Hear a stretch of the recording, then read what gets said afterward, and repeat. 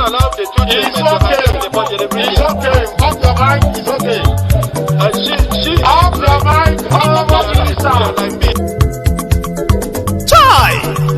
Now wow, people wey suppose talk truth to power don't off mic. And if we talk, now 500,000 they go summer us, call them hate speech. But fear not, Maiyegun don't come. Ingo torchlight every corner, nooks and cranny of all these bad people where they spoil our country.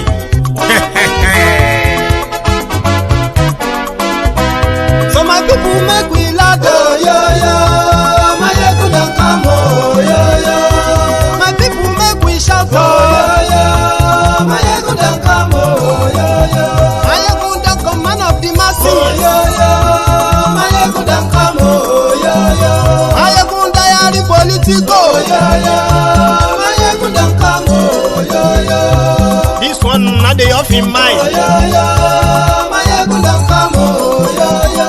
And in the touchlight every corner, oh yo yo. Maiyegun don't come, oh yo yo. Okay, some people be they holla say they want the power. Chai, them be promise us say we go get light and power. Them hustle sote they can't get the power. But now they know they do anything with the power. Every day, dollar just they get the higher power over naira. Still them talk say make we off mind. But thank God say Maiyegun don't come. So my people make you laugh, oh yo yo. Maiyegun don't come, oh yo yo. My people make we shout, oh yo yo. Maiyegun don't come, oh yo yo. Maiyegun don't come, man of the masses, oh yo yo. Maiyegun don't come, oh yo yo. Maiyegun diary Politico, oh yo yo. Maiyegun don't come, oh yo yo. This one not the off in mind, oh yo yo. Maiyegun don't come, oh yo yo. Person where they do even no one make person talk. Them say that Maiyegun, that man too they talk. He too they talk. Say Maiyegun diary, he they hot like pepper. But every day then they take money in bulk. Woman picking they the street they hawk. Still them talk say make we no talk. But thank God say Maiyegun don't come. So my people make you laugh, oh yo yo. Maiyegun don't come, oh yo yo. My people make you shout, oh yo yo. Maiyegun don't come, oh yo yo. Maiyegun don't come, man of the masses, oh yo yo. Maiyegun don't come, oh yo yo. Maiyegun diary Politico.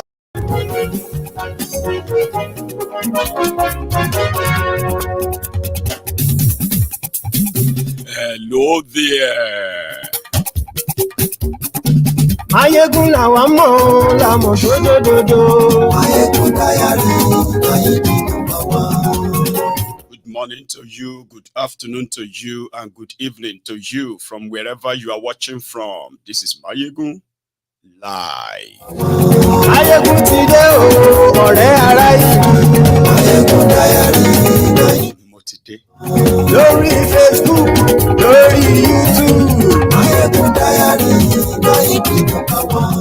Gbogbo bó ṣe ń lọ ni Maiyegun. Thank you so much for joining me from wherever you are joining from. Remember to share this broadcast, okay? Read the caption of the broadcast, the description as well. Share it before you settle down tonight. Thank you. Ó sì tún ṣe eré wàá gbọ́ níbẹ̀ o. I have so many thanks to give tonight. By the way, Maiyegun diary Politico. share the broadcast. Maiyegun diary, Maiyegun number one. Godfatherism kò sí lọ́rọ̀ Maiyegun. Maiyegun diary, Maiyegun number one. Ẹ farabalẹ̀ sẹ́ o kẹ́gbọ́rọ̀ lẹ́nu. Maiyegun diary, Maiyegun number one. In 2 years, Mọ̀ làwa mọ̀ dódódódó. when Facebook won't let me breathe, I was encouraged to use my YouTube more. And in 2 years, ladies and gentlemen, to all of you who have made it home, a community, I also want to use this moment to say thank you to you. I mean, this is what we do. We sit here, we discuss, we react, and then we kind of go beyond talking on so many occasions. And in 2 years, MaiyegunsDiary Politico garnered and gathered 34 million views out of the 89,000 subscribers. 1.8 million of you have indeed paid your offerings in the last 2 years.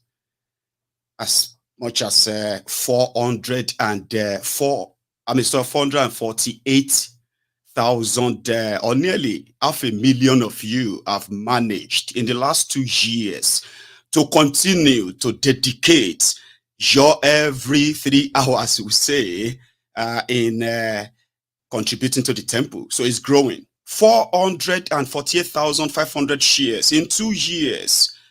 And when it comes to the audience, you watching right now you can tell, the aggregate or the demography of the Templars of MaiyegunsDiary Politico.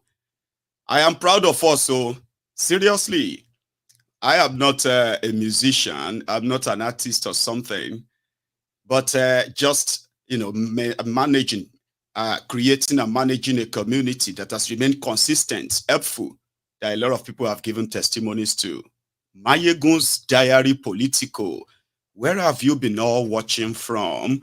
Again, the platform is still, dominated by men. We hope that will change in 2024.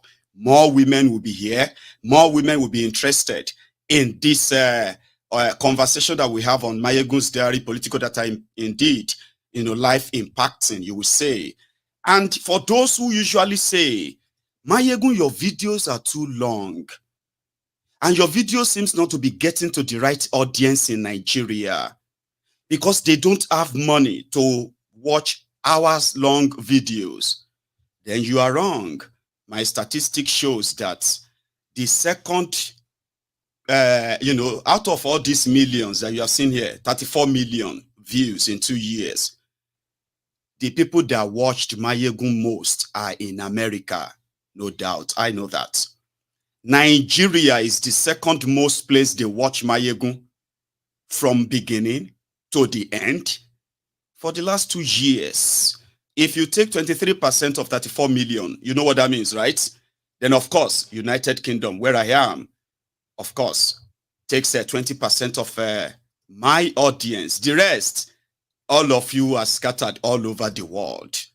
So we have a lot indeed to achieve. I have told you, once this message begins to get to the right audience, sooner or later, you will begin to see the reaction that this is going to build. If somebody says, you are wasting your time on MaiyegunsDiary Politico, tell them, numbers don't lie.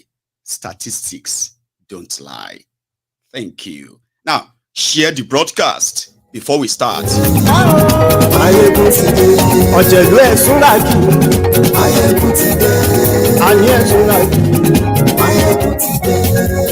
Facebook. And to the following people, I want to say a big thank you to you. You responded to my call last night when we decided to crowdfund for one member of this platform, Idris. So at the end of the day, 141,000 naira was raised for the young man, and he's everly grateful to all of you. And you have your names there. I know some of you will never want your names on, but I just couldn't help it, okay? I want it to be on record. And thank you.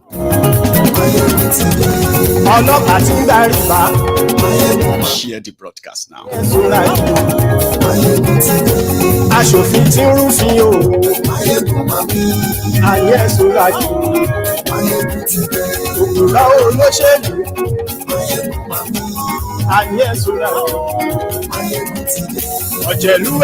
Obi has also visited them in Kaduna and what do you call them? Canada. They have also started their own new rules. Japa, oti difficult.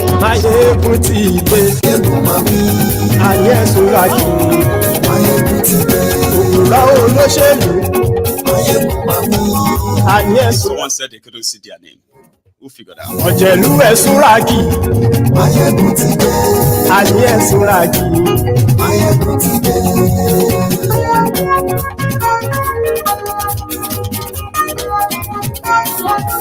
Maiyegun ti dé.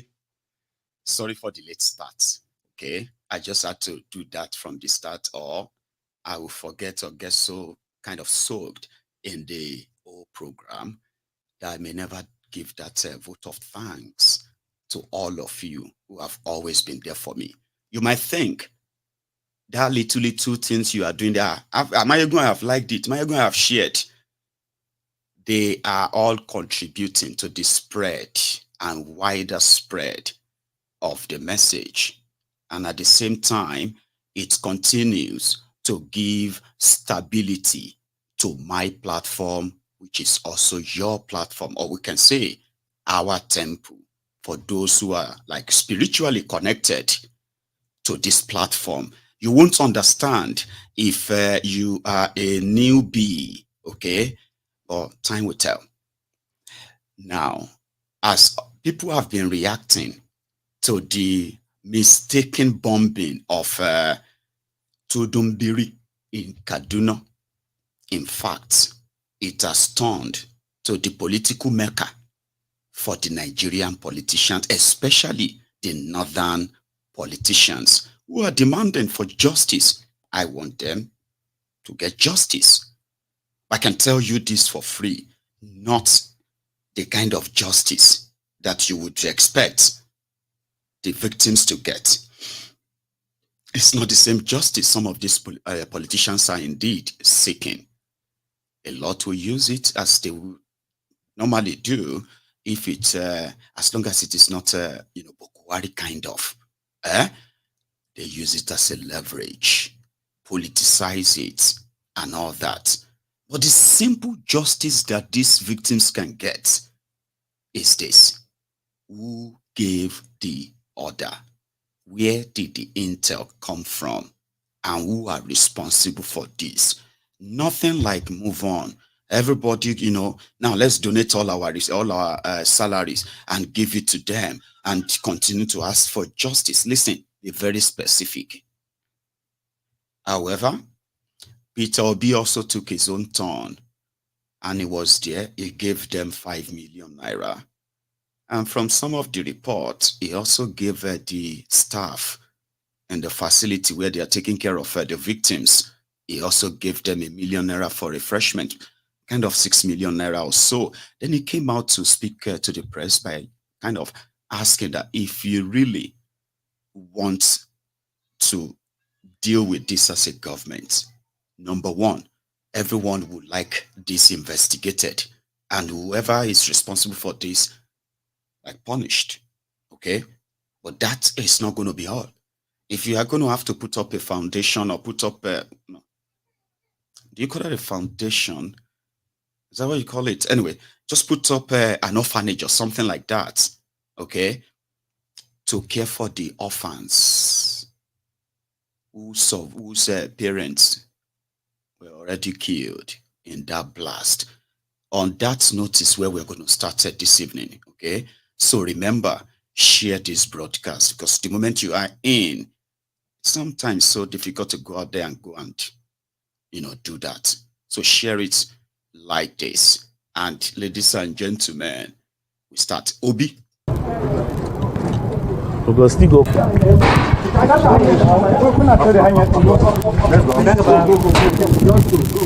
Okay.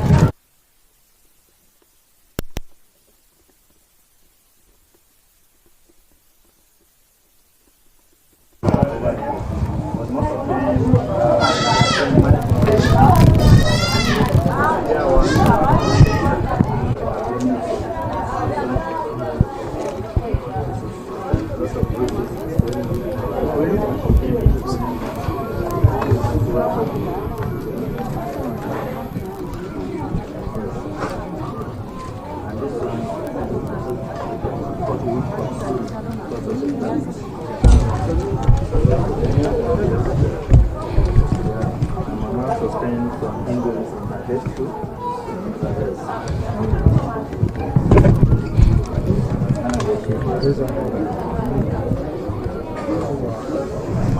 next one. Most of them, because of the blood, most of them either fought or particles scattered everywhere.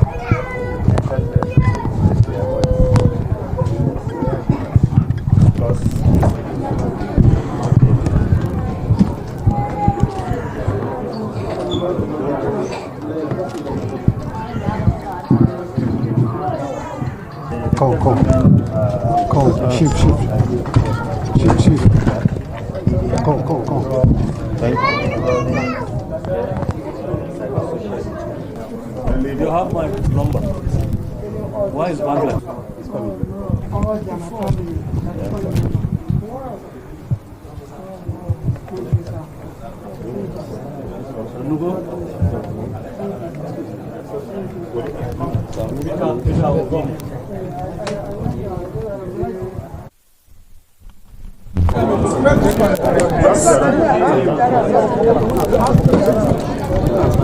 Let me thank the hospital management led by Prof here for what they are doing. I thank the government of Kaduna State for what he said they are doing to support the victims.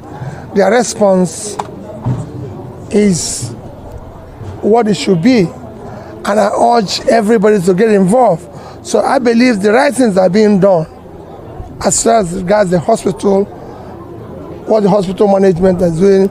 I thank all the staffs of the hospital, thank the nurses, everybody that is helping from what I saw. This is about, I think, the 16th time, and we have a 16th time.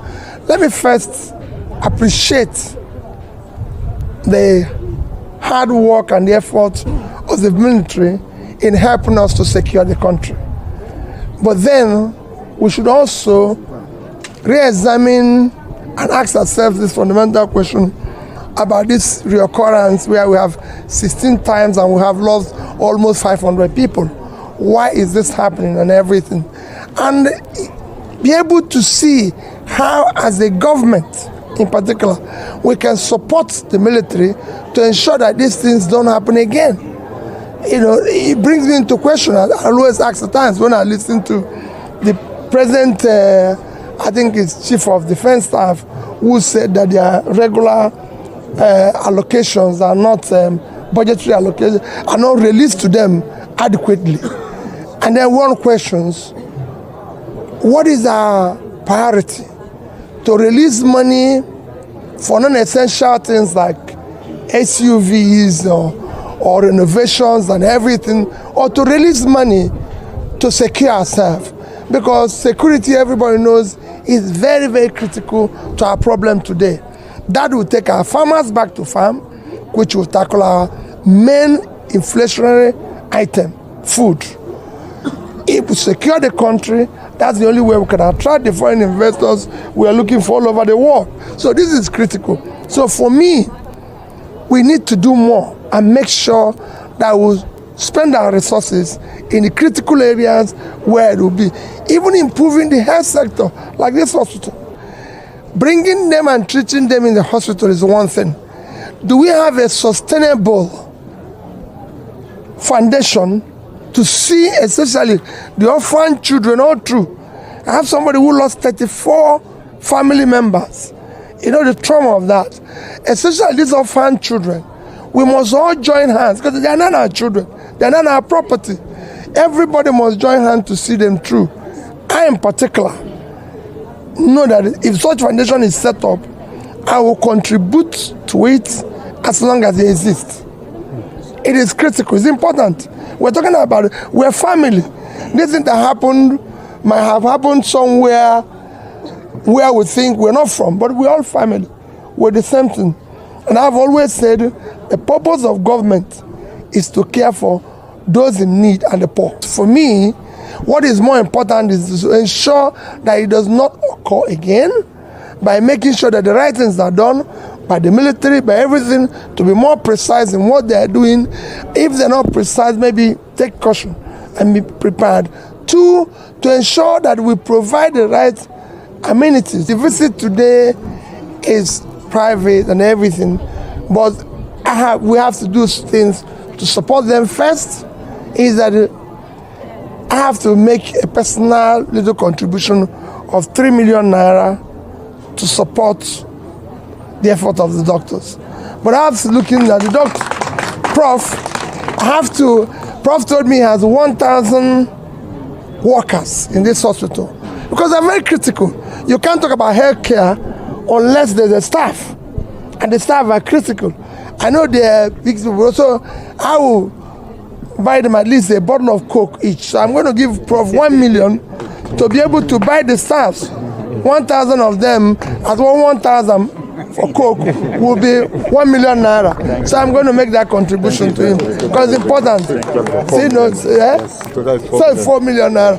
And of course, there's other ancillary things. So I'll be making a donation of about 5 million naira.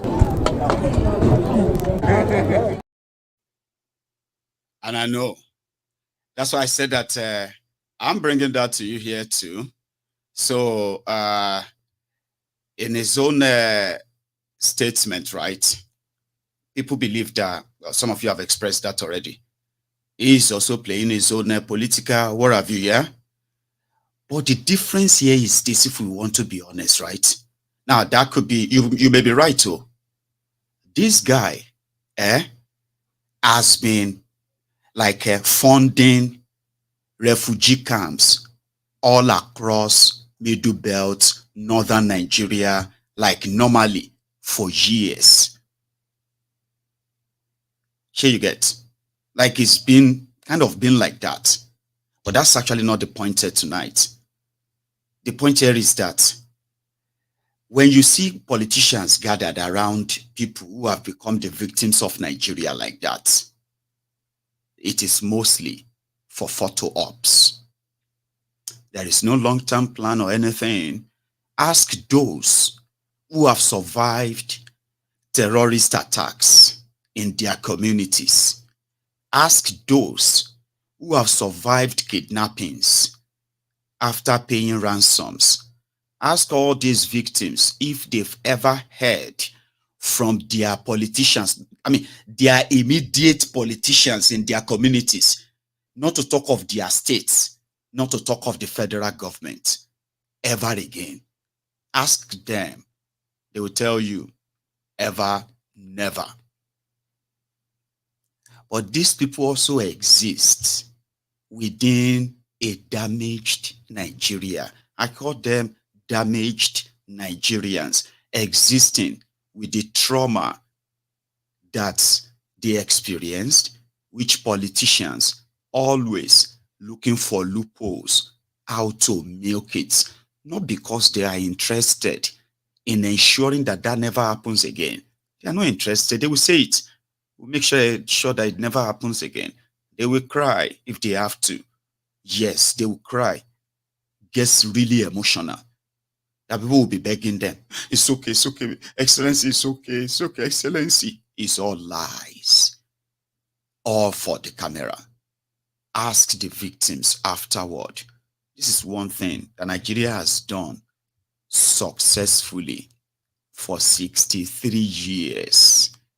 Damaging our own citizens, murdering them at will, and then telling them to move on. Let's move on.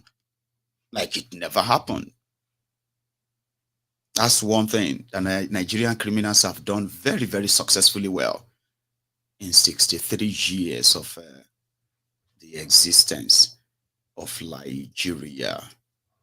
However, we will move on to that of, I don't know if you have seen this, have you? On January 1st, the financial requirement for study permits will be raised to reflect the current cost of living. A single applicant will need to show that they have $20,635 in funds to support themselves in Canada, moving up from $10,000. Future increases will be tied to the low income cutoff that Statistics Canada publishes every year. Since most students are currently halfway through their school year and some are working full-time to meet their needs, we will extend the temporary policy that has allowed eligible international students to work more than 20 hours per week through till April 30th. 30th of 2024, the end of the academic year. Ahead of September 2024, we are prepared to take necessary measures, including significantly limiting visas to ensure that designated learning institutions provide adequate and sufficient student supports as part of the academic experience. Enough is enough. If provinces and territories cannot do this, we will do it for them, and they will not like the bluntness of the instruments that we use. On January 1st. In case if he spoke too fast for you, now make us speak to you, layman to layman. That message is for you. If you are a Nigerian watching me right now, look at me straight in the eyes, just like that. Pay attention, okay? Good.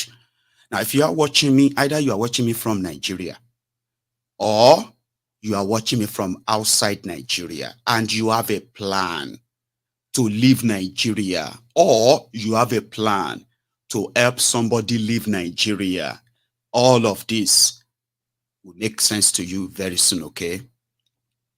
2024 is the year that a lot of us will realize that all these Japa visas is like a Ponzi scheme, okay? Ponzi scheme that all of these countries put together as a means of recovering for UK, recovering from Brexit, as well as COVID. The rest of them recovering from COVID. Now, is a two-win thing for them to get a cheap labor in their different countries, make more money from visa fees, and when it is time that they feel like they've had enough, they can just cut off the ladder. And for those who have benefited from the first batch of the Ponzi, some will feel lucky, but some will still feel trapped. And this is what is cooking for 2024, ladies and gentlemen. So what has Canada announced? You possibly have heard. But before I get into all of that, I want to say to you, if you have a plan of leaving Nigeria to Japa in 2024, see, I need to beg you. Do not borrow money for any Japa and do not sell your properties. Those two advices, they are golden. Even though they are free, but they are golden. You will understand it soon. And for those who are currently in it, maybe some of them will be watching me too. These people created different kinds of visas, especially student visas. And they created the market for different institutions in their countries to welcome and issue different categories of invitations and all that. But suddenly, they are now feeling like net migration. You issued visas to people. You are counting it. At least it's like somebody who is printing paper. You see page 1, page 2, page 3, page 1005, 1006. If you want to print, if you want to print 30,000 pages, the moment you get to 30,000, if you begin to print extra, do you want to say you don't know what you are doing? They all knew what they were doing. They ripped people off. They made billions. UK alone was making nearly 25 to 30 billion pounds just for selling visa alone. Just selling visas. They were making nearly 51 billion in the economy, 51 billion pounds sterling in this economy, simply because immigrants are paying school fees. They are paying this and paying for that. NHS, you know that. Same thing in Canada. It was like, oh, if you come in 2 years, you get this. In 2 years, you get that, or you this or that, you know. Then now they want to fight net migration. They still love the money. They still want you to pay. They still want you to go into debt. But you see, in that country, nothing is promised. Are you listening? So what Canada is now saying is that for those who want to come, to prove that you can take care of yourself, you need 10,000 Canadian dollars or so. So people could easily put that up, pay their visa fee, pay everything and all of that. And then when they get to their school there, they make arrangements, installment payments for this or that and all that. It's not easy. Then, for 2024, they have now increased your proof of fund to 20,600 and something dollars. Okay?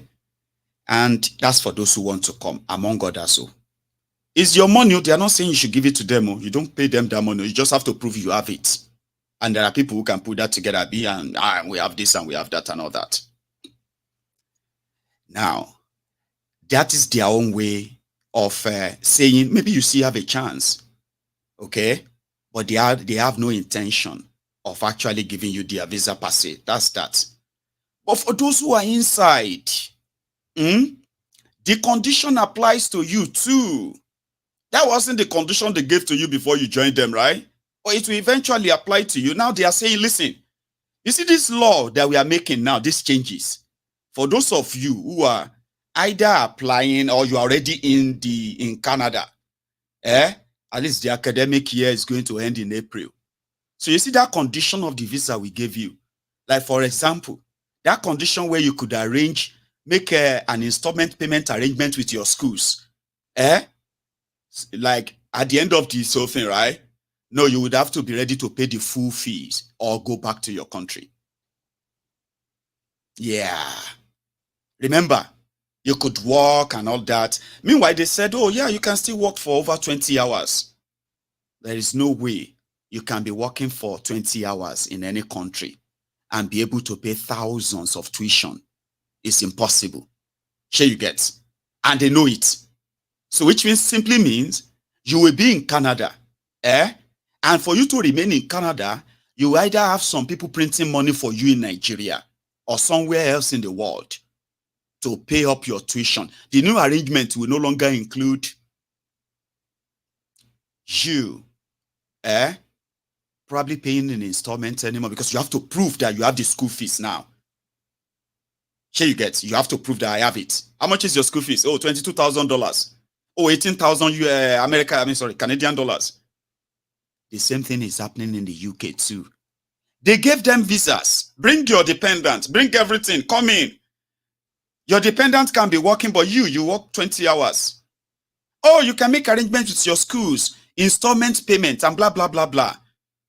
Last week, Friday, some students in the UK, here in the UK, who came just probably like a year or two now, they received an email from their different schools telling them to pay up all their tuition for this session now, or they will lose their studentship.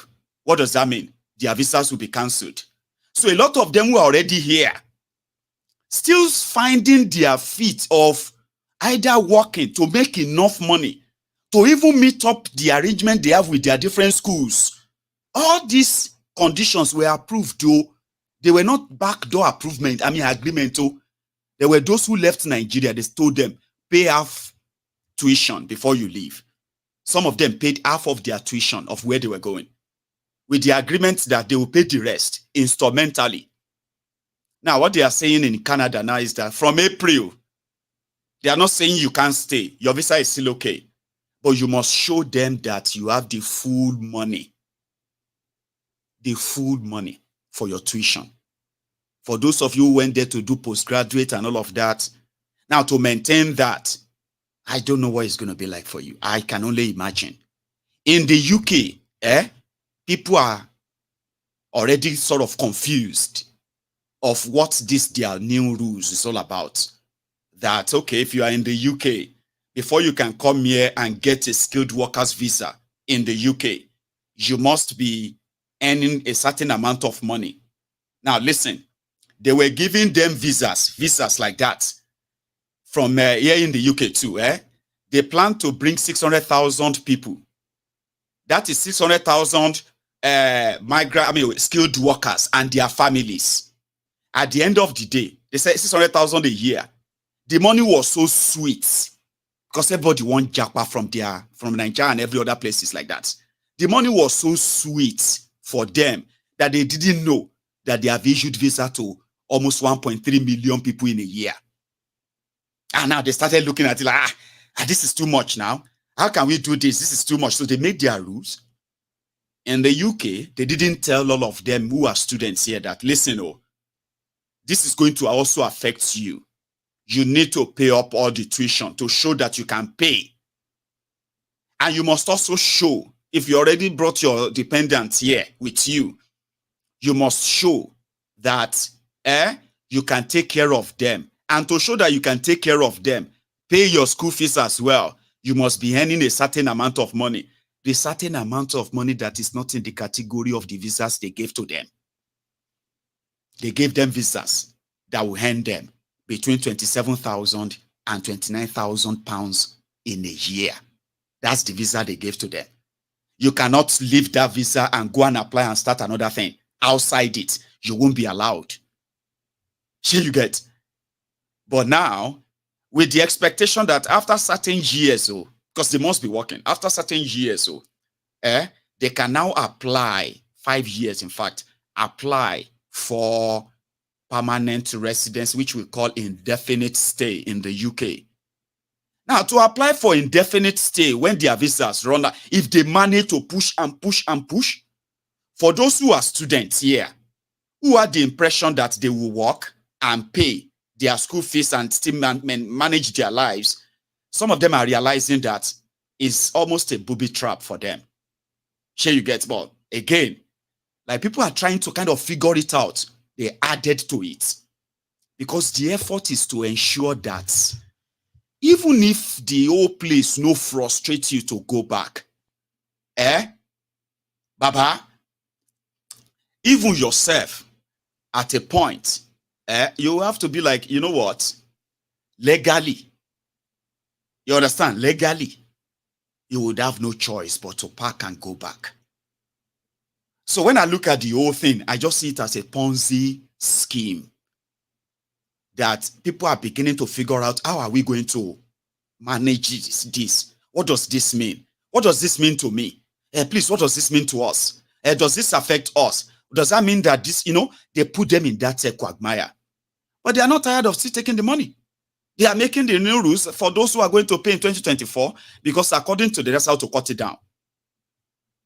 So now let us come back to ourselves.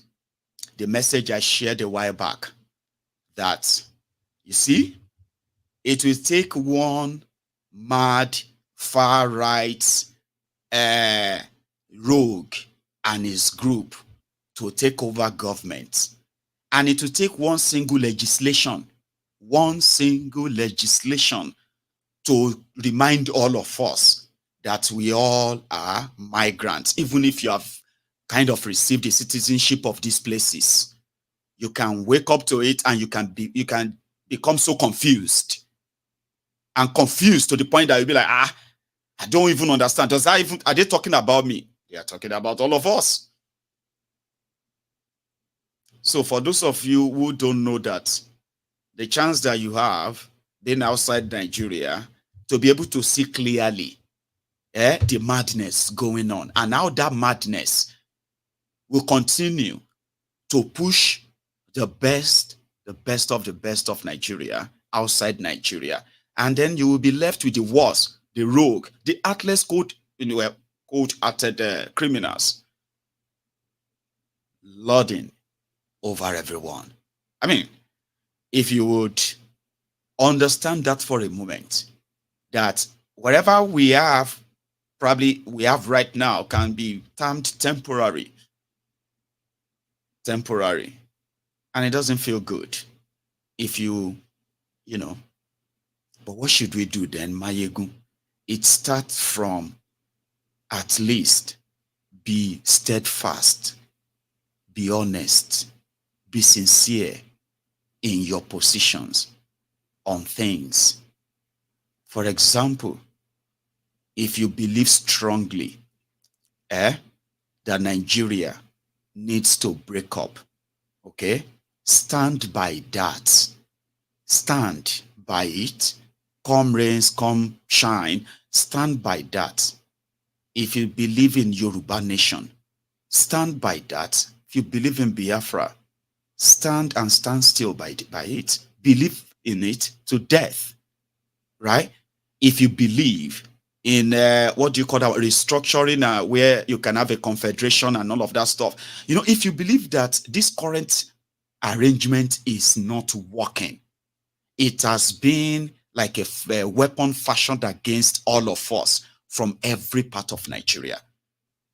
Stand by it. Do not be sort of, be running warm, cold, hot at the same time.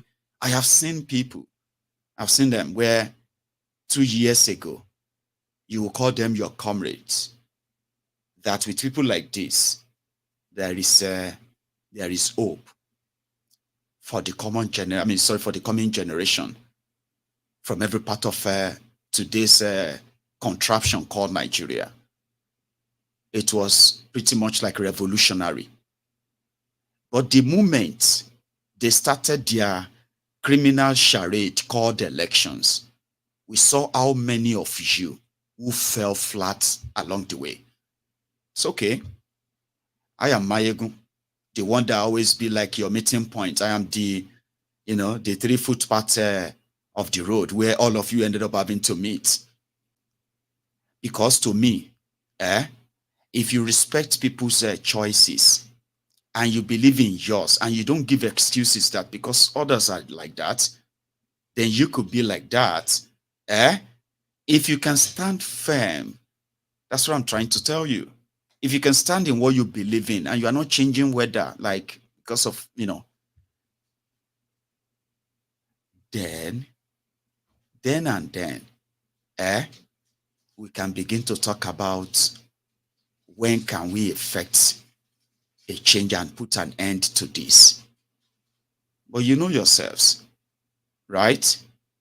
So we'll go on and continue to show ourselves that why Nigeria is not working and why it will never work. And why a lot of you, probably a lot of us needs a lot of, deep thinking to do, soul searching, and begin to kind of question your choices, your internal decisions in the last few years when it comes to this contraption that has pretty much like imprisoned millions of our people, enslaved them rather, right? Let's go to Rivers State, where Wike and Fubara have continually to show who probably, as it is right now, it is Wike that is having the upper hand. However, some believe that it is just a matter of time. A matter of time before all this old smoke or fire will be quenched and Fubara will be gone. And others are saying, well, as long as it's a matter of who can buy the loyalty of who more and who has the more money to throw around. So Wike has 27 House of Assembly members, including the Speaker and the Deputy Speaker. Fubara has 4 House of Assembly members, in which one of them on your screen right now is the Speaker. He has his deputy. They have their House leader. And I don't know what others, they are just 4. Now, the impression everyone is having is that in a matter of days now, there could be an initiation of impeachment proceeding against Fubara with the backing of Tifnumbu and Bajabia Mule. Others are saying, no, sometimes you should look at this like a game of chess.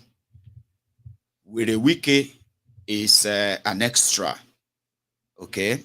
like a distraction, kind of. Some see it that way, that Wike is a distraction to Tinubu's government and a potential, what do you call it, a threat to Tinubu's government as well. So if you want to look at it as a game of chess, where Wike parades himself as somebody who has a kind of old shock on Tinubu, like is untouchable and nothing can happen and he can do anything he wants to do based on what he has on Tinubu, kind of, right? So, like El Rufaya, okay, that Tinubu presented his name to the Senate for ministerial appointment. But at the same time, Ribadu, who is also working for Tinubu, wrote a letter that El Rufaya was a security threat to Nigeria. It must not be confirmed. So instead of Tinubu not sending El Rufaya's name, so that, to make everybody believe that he doesn't want him, he sent his name and he made the Senate reject him. So that wasn't on him. So some are saying that if Tinubu want to do away with Wike, he knows how Wike taunts and flaunts his structure, this structure, that, as a godfather of River State politics. So instead of attracting or declaring Wike a sort of enemy right away, it could leverage on Fubara and Wike's problem, okay? Wike will be counting on the federal might, plus being the president of the judiciary in Nigeria. That to his advantage. They could put all these 27 House members in an hotel and they could like have them sit and impeach Fubara. And right away, have the deputy governor sworn in as the governor. And immediately, have Fubara arrested, or he will escape and run away like Fayoshe. You understand? So that same drama could play out only if Tinubu gives the go-ahead. And that is what Wike is banking on. But as for Fubara, it's like, you know what? I am the governor. I still have the executive power. However, I may not control the police, control this or that. Okay? But I could still play the same game of saying the only House members recognized by law, this is the trick now, are those who are legitimate to carry out the business of legislation in the River State. So they went to court. It's not like a court case, so it is called ex parte order. Ex parte order in Nigeria is like this. Let's say me and who should I use now? For example, let's say me and Princess Balogun. We have issue now. Okay? I could go to Nigerian courts. Okay? For example, what is the issue? Let's say I owe her money. Okay? A lot of money. And Princess Balogun is asking for her money. Okay? And I don't want to give her the money.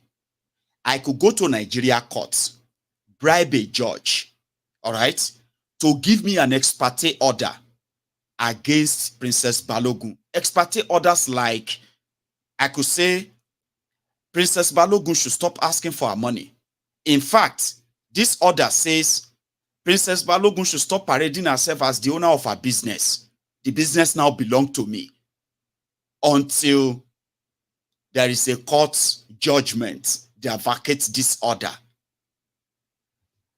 Do you understand that? Like, should I give you another example, right? Okay. Let's say I take your car. For example, I take your car and your car is in my possession. You want your car back or you declare your car missing.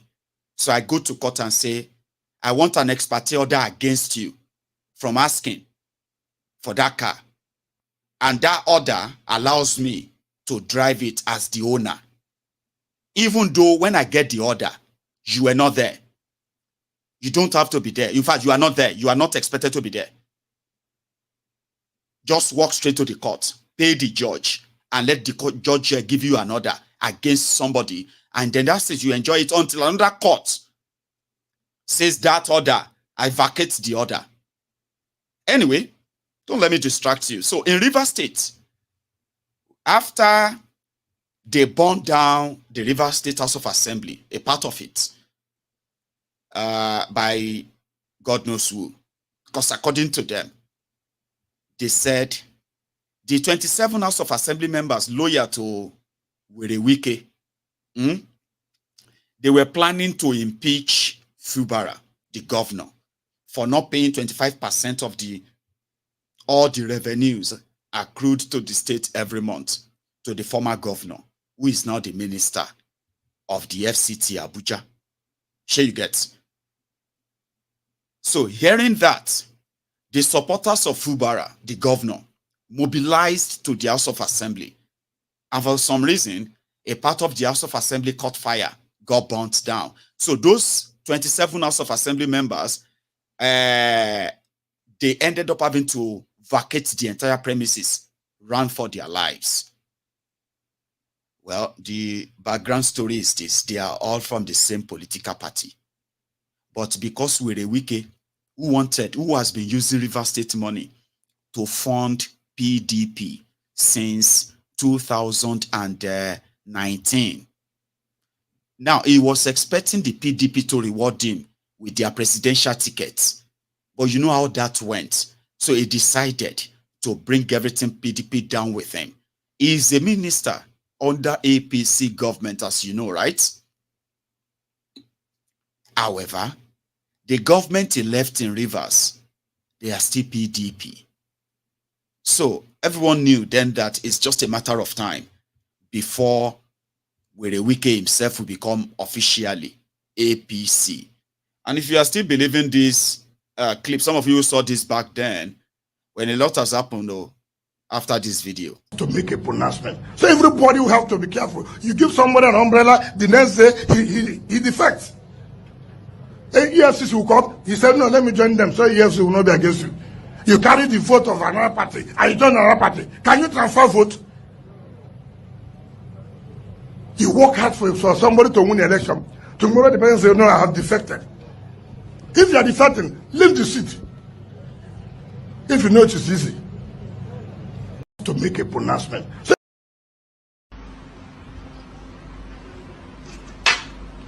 yay! Mogbe! Because today, the same way the Wike is this, the famous. Do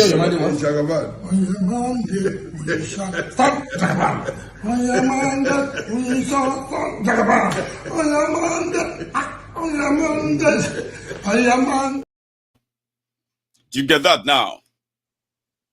So, the 27 House of Assembly member have now decamped to APC, and they themselves have also sung the song of On Your Mandate to Isha. You get that? So today, a court order says all those 27 House of Assembly members, including the Speaker and Deputy Speaker, they said, as it is so, they have no right to parade themselves as principal officers of the River State House of Assembly. Now, as it is now, with this ex parte order, the only House of Assembly members who are working with the governor now in River State are just 4 of them, or 5. Is it 4 or 5? 5. 4, 5. Doesn't matter. One of them is Speaker, one of them is Deputy, and on. In fact, those 4 people, those 4 lawmakers are currently looking into the River State budget for 2024. Or have they already passed it? I don't know. So what it is now is that the 27 House of Assembly members are still being dreaded because they are those who have the power to initiate the impeachment, considering their number. And if they pull anything as it is, no going back. So where some people are now saying, hey, if Wike indeed has the backing of Tifnumbu, Fubara may not do Christmas. So I mean, Nigeria, I tell you, The whole thing can be coordinated within a week. You may wake up tomorrow morning and they will say the Rivers State House of Assembly members are sitting in Rivers State. Police, military everywhere. And they will say they want to impeach Fubara. That's it. Hey, Baba, come on now. December. Christmas is about 14 days away. I'll be 13 days away. Baba Money, I want you look. Not me. It's not me. People said, if Tifnumbu and his gang do what they normally do, breaking laws and all of that, and with a Wike, who is really, really, really like so sad as we speak right now, and it's, as he also said, he has nothing to lose. No, he has a lot to lose. Fubara may not do Christmas. So me, I said, Fubara may not do 1 year in office, which is May next year. Some people are telling me that if you don't do Christmas, I say, calm down. Everybody should calm down. It is what Nigeria has become. Trust me. When you are looking at it from far, it's not fun. And it is not funny. They are playing with people's lives. Seriously. For those of you who are in Abuja, Shebi, yesterday we were talking about this increasing kidnappings. Just that same yesterday when I was talking, some people were on their way to the galley of their kidnappers inside Abuja. 20 people or 10. Or how many people did they kidnap again? How many did they kill? Federal Capital Territory. Baba, well, let's go to that river. So some of them came out to say Wike should leave Fubara alone. They are young people. You want to see?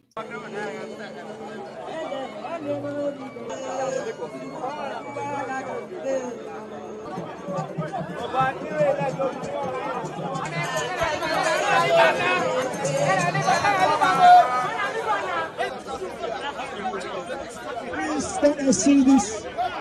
Please, we need to get our step behind the barricades. Please, for our statements to be clearly seen. We have made a definitive statement. The nation. Today we are here to show our solidarity to the governor of Rivers State. Yes. My name is Dr. Legbosin Yamabana. I'm the President General of Ogoni Youth Federation. Together with me is the chairman of the Joy Youth Council, Eastern Zone, together with leadership from the 7 local government areas that makes up Rivers Southeast Senatorial District. That is the senatorial district of the governor. And we are here in solidarity in our numbers to jointly say that we are standing by the governor. Yes, sir. So jointly say that the mandate that has been freely given to the governor cannot be usurped. So jointly say that we are not just coming here for the coming sake, but we are here to ensure that no detractor distracts the governor from implementing his promises to Rivers people.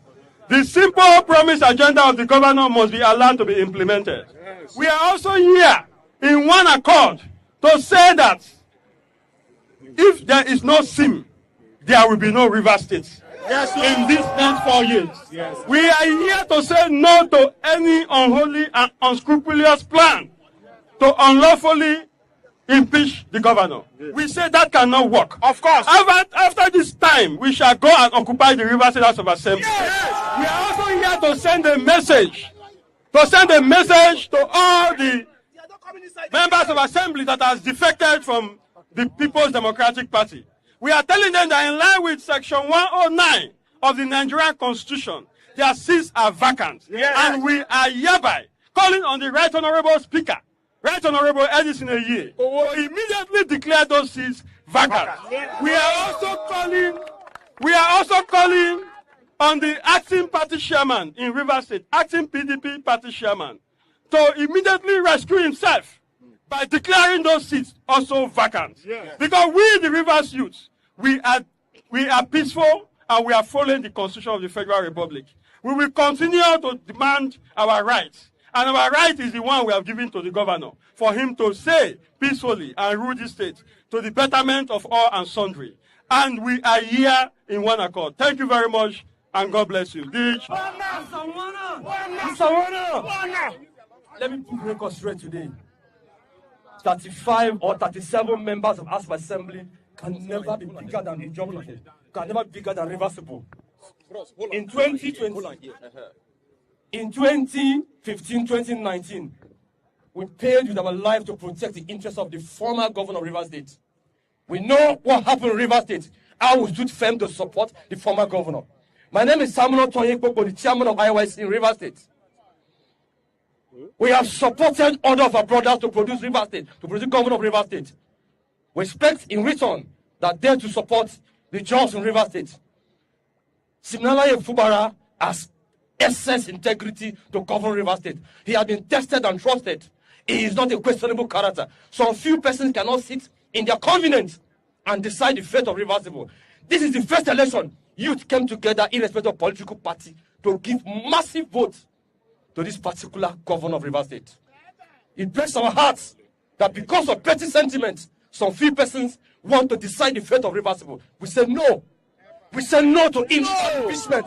No to illegal intimidation. No to barbaric impeachment. The impeachment is null and void from today. For as for the party member that defeated another party, we have the law to checkmate them. Let the law take its full course. We want to appeal to the conscience of the former governor of Rivers State. We are not waging war on anybody. These are the same youth that stood by him, that protected his vote with their body, their lives, and everything. We are appealing to him to shift his sword. Because the wrath of the youth is if this matter is not being resolved, the youth will occupy Rivers State. Amen. We control these states. We have taken our life, we have taken our destiny to our hand to say we don't want Sim to be disturbed in Rivers State. So that tomorrow, Sim will not come and give us excuse. He just took over power. Let Sim not give us excuse. Sim should be allowed to govern Rivers State for 8 years. It is unnegotiable. Yes. 8 years is sacrosanct. Yes. Constitutionally, after 8 years, there's a tradition in Rivers State that after 8 years, you take a bow and go. The former governor served for 8 years, no inch. He has taken a bow and leave. Let him govern for 8 years and take a bow and leave. We are here to tell the governor too. That's the same people we are mentioning, the same people we are hearing and they became powerful when they were in Brick House. Honorable Siminalayi Fubara, the governor of Rivers State, was strongly behind you. You are the governor of Rivers State. No man can play God on this earth. Power belongs to God. No mortal can play God. It is seasonal. It is Sim turn to govern Rivers State. Let Sim govern Rivers State and give us dividends of democracy. So that Sim, for all the promises he made to us, so that he will have that privilege to give us those promises. The youth are saying, no Sim, no network, no Sim, no Rivers State. Every assembly member that has defeated under party, we move a motion that your seats should be declared vacant. That is how we talk. Thank you very much. House. On behalf of the governor of Rivers State, Sir Simle Fubara, GSSRS, I want to honestly plead that you should not be angry by his absence here today. He would have loved nothing other than to come here and address you in person. But unfortunately, due to other exigencies, other commitment he has, he is not readily available here to address you. I can assure you there's nothing he would have loved than to come here today and to share this wonderful moment with you, your presence, your solidarity, your support with him. Please, that is not here should not be seen for any reason. That is not here, is here with you in spirit. He has asked me to come here and address you, to come here and felicitate with you people that have come to say that he is the governor. He wants to hear to say clearly that the support that the youth has continued to give to him, he will not take for granted. You have been with him all along, and up till now, you are still with him. He has asked me to ask you that you should continue in that stride. Your commitment to his administration, your support to him should not be wavering. His administration is dedicated to Tiagasa, the Tiagasi, he fell, he fainted, he passed out. He passed out. 70 years old man. How many times would they tell you before you know that Nigeria is not for you? Ah! Now they never leave you. They have left you behind. Photo, not be juju be that. Sorry, oh. May God not allow them, make them kill you. 70 years old man. Oh. Now you mumu na too much. You be mumu. You think say they wise. So, the young man said, God gave power to Fubara. He's a man of integrity. And all of that. I hope they know that the same Fubara couldn't walk free as a man because EFCC was looking for him because over 400 billion naira of River State's money laundered for Wike by him when he was the accountant general of River State. So I can tell probably his money is working too. I hope those young people knows that. But as they have the right to say they are standing by their governor. We cannot. I like that. Like stand up against a bully. Wike is a bully. Okay? And since you love your oppressors differently, Shebi, you know, say Nigerians love their criminals differently. See, if you understand that, you will never get too angry with Nigerians who are praising their oppressors or defending them. You will not always get angry with them. I'm not saying you can't because sometimes they are so annoying, but fine. But it will not annoy you that much. Trust me. Nigerians love their oppressors, their thieves, differently. Okay? Nigerians will tell you, all of them are the same. Nigerians will tell you, my thief is better than your own thief. Nigerians will tell you, shut up your mouth. My own thief is a godly one. Your own is devil. I know say my own thief is very, very godly. That one will say, shut up your mouth. How many people did your own thief send to Mecca last year? Hey, look at this one. Oh. How many did your own thief send to Jerusalem last year? Do you know how much it is? Do you even know? That's Nigerians for you. Okay? Nigerians will hate you. That you are not a thief. Because to them, you must be hiding something. All of us are the same, Jare. We are all thieves. Have you been with them when Nigerians will tell you that? See, Maiyegun, let us be honest. Nobody is holy. If it is you too, you will do more than that. Is that new to you? We were conditioned to be like that. Now only few of us are the outliers. You know what they call people like us? Outliers. We are the ones that are just somehow, for some reason, we just miss the queue. We are rebels. Like we're supposed to stay on the queue. Keep your eyes down. Keep your eyes shut. Zombie, yo, zombie, zombie, yo, zombie. Zombie no go unless you tell them to go. Zombie, oh yeah, go. Zombie, sit down. Then somebody just say, no, I go open my eyes. So we are the outliers. So people like us are the ones that, apart from those they have, because now all of us then conditioned like this. So even your criminal leaders of today, they too were conditioned to love your thieves differently and begin to aspire to be like them when you grow up. Now all of us, so don't pretend, now all of us, they condition us that way. You don't know. But when they now realize that there are some outliers, some people will say, they know the hear word, coconut head, people like Maiyegun. If they know the hear word, okay. What is that Maiyegun's number? Give me his number. Hello, Maiyegun. Hello, young man. Hello, who is this? Bad, yeah. Me look, she is. I might what you are saying. Where is this? Yeah, call you lumbe soro. Tifnumbu. Oh, now like you be chief make a benu song, my friend. How would you like to have like about 5 acres in Victoria Island? Abi my tama or both? Listen to me, young man. Well, listen. Because they believe that everybody has a price.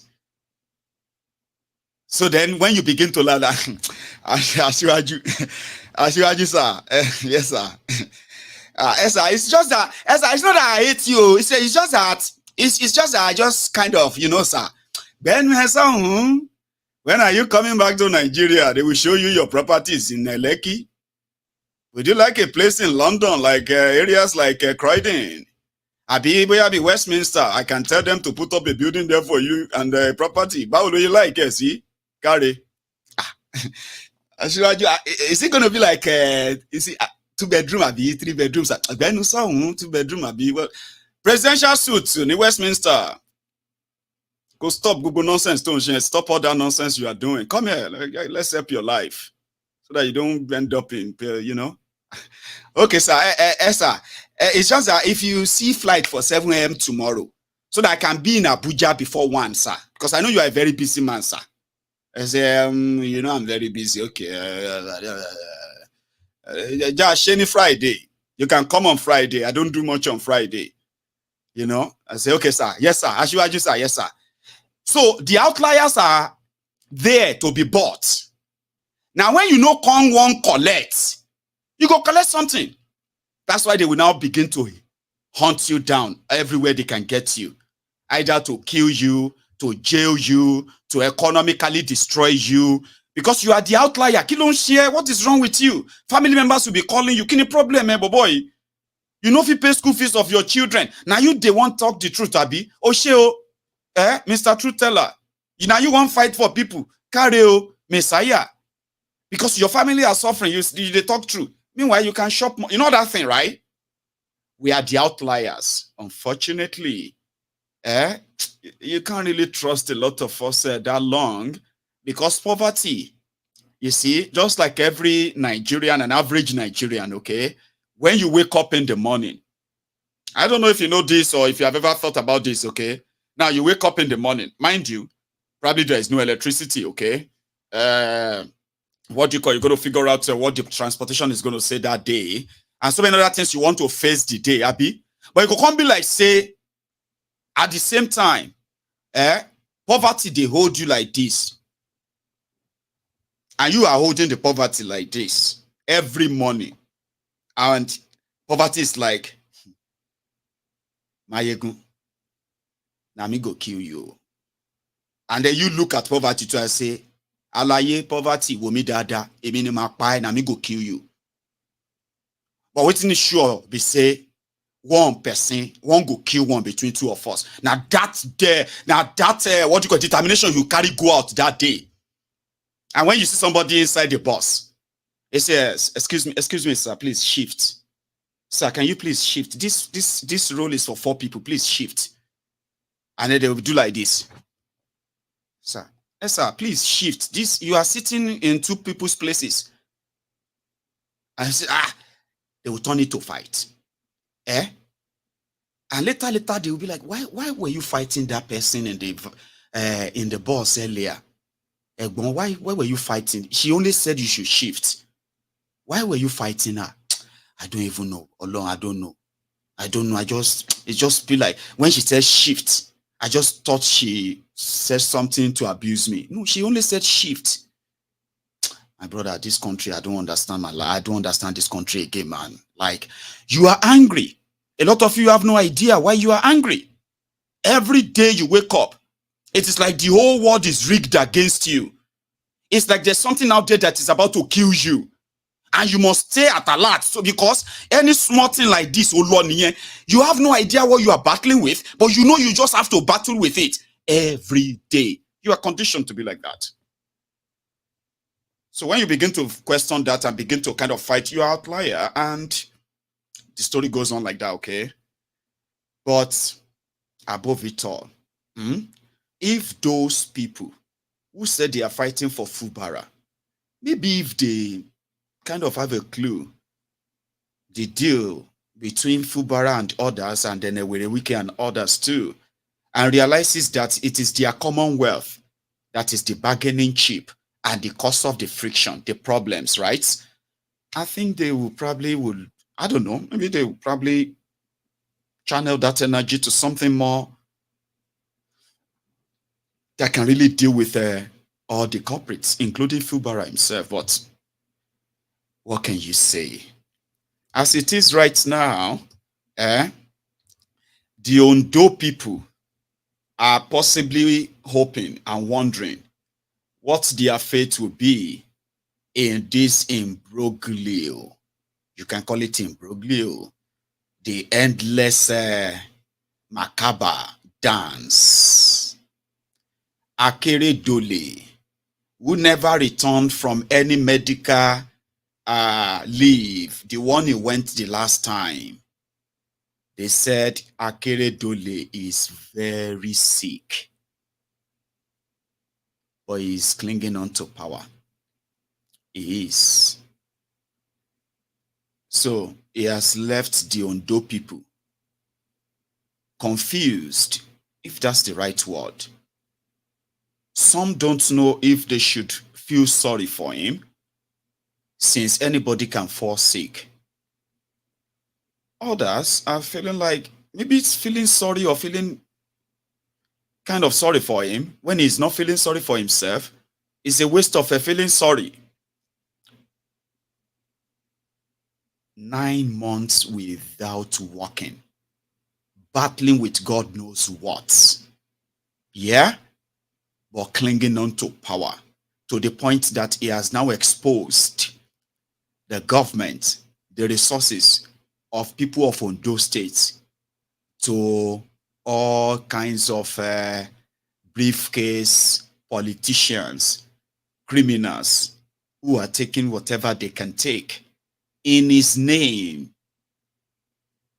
So they said Kolu told them that, you have to write a letter. Akeredolu cannot talk anymore. He cannot move anymore. And when I say he can't talk anymore, he probably stopped talking months ago. Okay? Whereby he could make gestures, expression like, you say, wait, what does that mean? He said, no, he's saying I love you. I'm the commissioner for women affairs. What does that mean? No, it's not that kind of love. It's just saying he loves what you are doing. Oh, okay, Excellency. Yeah, thank you very much, sir. We have done everything since your absence. We are praying for you. All the women. We are fasting and praying and all that. Say like that. Like, what does that mean? No, he's saying yes. That's why he says say yes. Oh, okay. Yes, sir. All right, sir. This is what they have been keeping away from the Ondo people. And some of them are already protesting that they have not been paid. Akeredolu has been moved back to Germany. Hi. Baba, make I tell you something. In life, if you see something you love, but you don't have, or you like it so much, or should I say, some of the things you have right now, I'm talking about material things now, okay, that you currently possess. Let's start from the big one, your house, your cars, your clothing. Let me stop at that, Sha. Things that are really like just material things like that. When you look at your house, you probably saw one beautiful house somewhere, maybe in a magazine, or maybe when you traveled somewhere.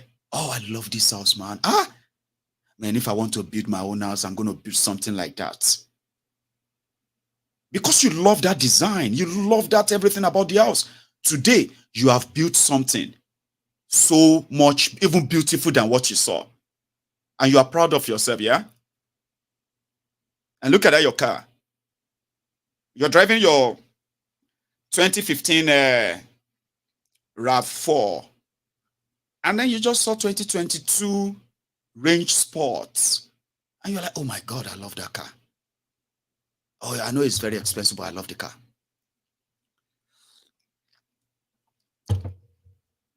Then someday, you bought the 2022 Range Sports, and that's you there now cruising in because you love it. And the moment you could acquire, you could afford it, you got it. Yeah? Ask me, where am I going with all of this?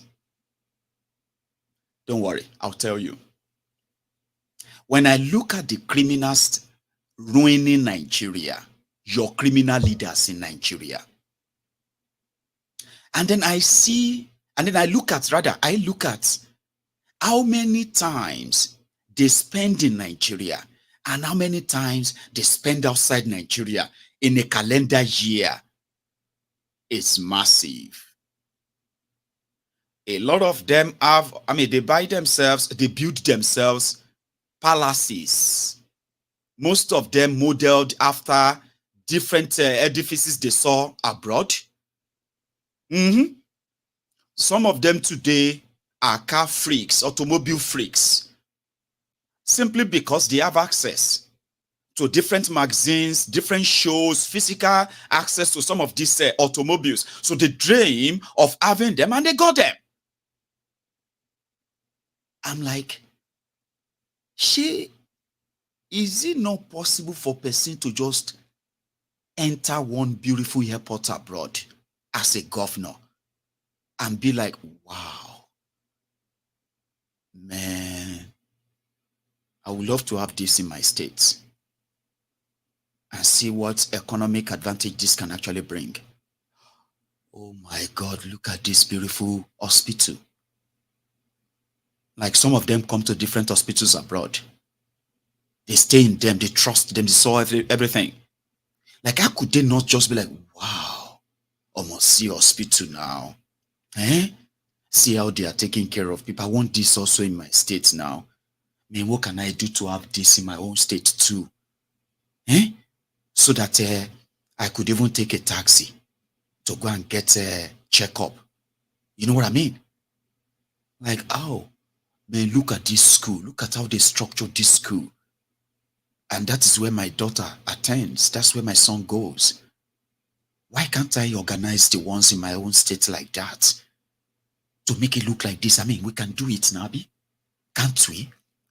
So the same way they want to own things that they don't build and using the people's the taxpayers' money to get them. Some of them have been saved by different medical facilities abroad, but they never go back in appreciation to reciprocate or replicate same in their own state. Even when they suffered serious medical conditions that almost killed them, they still never go back and feel like, you know what, I want this in this state, man. I don't care about money. I don't care about these things anymore. I want this to be here. I want to see to it. Why can't they do that? Akeredolu is the governor of Ondo State for nearly 8 years now. They did not have a place to even take care of him. They had to keep him in Ibadan, a private hospital in Ibadan, that they are paying millions of money every day. Apart from the millions they were paying every day, keeping him in a German hospital for months. To make the matter worse, when Akeredolu was in Germany, the Ondo politicians, they were buying tickets, flying to Germany to go and pay their respects, bleeding their own states. And the workers, unpaid, of course. So right now, they have made him to send a digital letter, an email, because he can't sign anything. He doesn't even talk anymore. You probably would never recognize him anymore. If they give him a good shave, you will not recognize Akeredolu anymore. There is no medical facility in 8 years of him being governor of Ondo State. None that could take care of him or people like him. So it's back to Germany till God knows when. Ondo people can continue to pray for him because they will think their prayer is going to keep him alive, not knowing that it is their tax money, including if they have to borrow it on your behalf, that will keep him alive for extra days. Charade had this to say on this issue. I mean, I would probably, wish that he could just sign like this and say, listen, guys, I've tried my best. You cannot cheat nature. I'm going to go really, really concentrate on my own healthcare now. But no. So, yeah, Charade decided to start a resume or resign campaign protesting on those states. DSS has gotten involved, trying to make sure that nothing of such takes place in Ondo State. They want to protect the sick Akeredolu. It's all about power, not the people. Show here. First is that the governor of Ondo State never returned from his first medical leave, even though letters were transmitted to the state that he had returned back about 4 months ago. He never stepped foot on Ondo State. That is to say, it is reasonable to say that he has abdicated his role as the governor of the state a long time ago. And governance is not a joke. You just can't wake up one day and say that, well, I don't want to go to work, I'm a ghost worker, and I'm on leave, and you never went back to office, and then you go back on another leave. You know, this is just a really, really horrible story that we're hearing from our beloved state. And where it becomes then very difficult is that I heard you now saying that he's going to transmit another letter to Ondo State so that his deputy can act in his capacity as a governor. The question you should ask is, where are they going to get the signature to write a letter to the Ondo State House of Assembly? And as I speak with you, just a few seconds before I got into the studio, I was told that the Ondo State House of Assembly has been meeting all day long, waiting for his son to provide the letter that was supposed to transmit to the House of Assembly, allowing his governor to, the deputy to start as an acting governor, and they can't even find his son. So this is how terrible governance has become in this country, and in particular in our state, that the destiny of an entire state of over 5 million people, and I'm talking about a state that's bigger than several West African countries in population, or some countries around the world, left in the hands of a family to be tossing them around the way it is. And I'm very ashamed that I should say this, that I'm ashamed that those young people, or I don't know if they are old, in the Ondo State House of Assembly, who are waiting for his son to bring another forged letter to them, saying that he's going on leave when he has not resumed from the first medical leave. So this is something that is unacceptable. This is something that is ridiculous.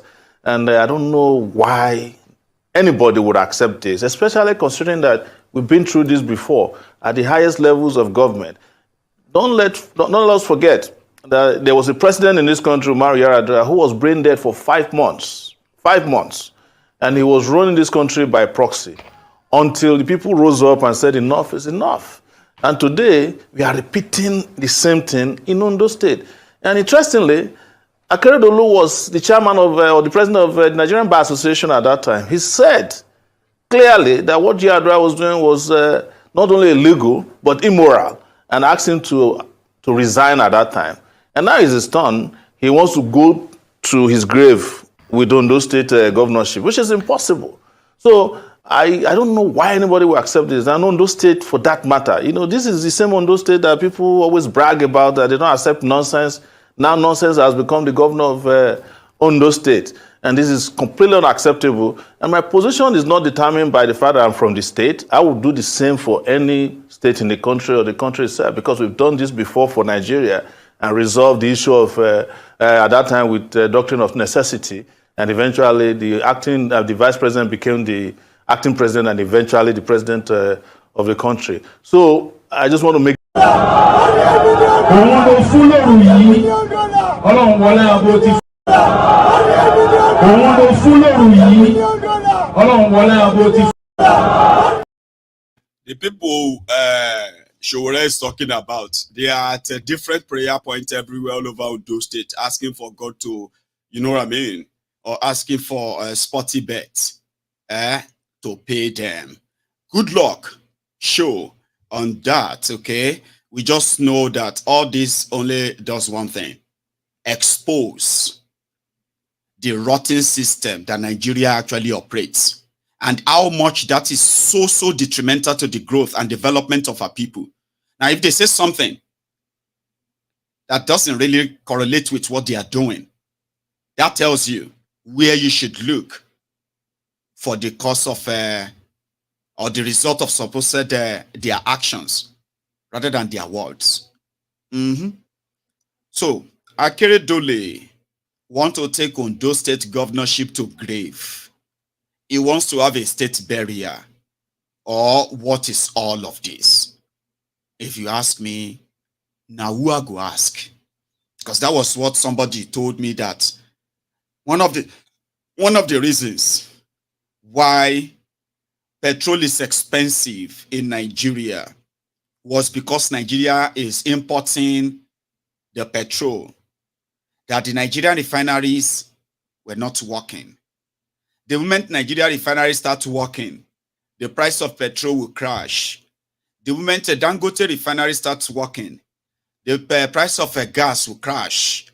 Now, the same people who told you that for years, after expending over 20 billion US dollars, reviving a dead refineries, they came back with their latest propaganda video.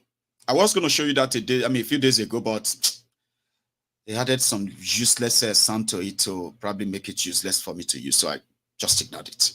It was them showing that they have laid cable, they have laid pipes, they have done this, they have done that. And by January, Port Harcourt Refinery will start working. But it's not going to change your lives. That is what Yari, okay, the ringleader of the cabal that could steal crude oil of hundreds of thousands of barrels out of Nigeria water undetected. Yeah, that's their chairman. He said, don't even think about it.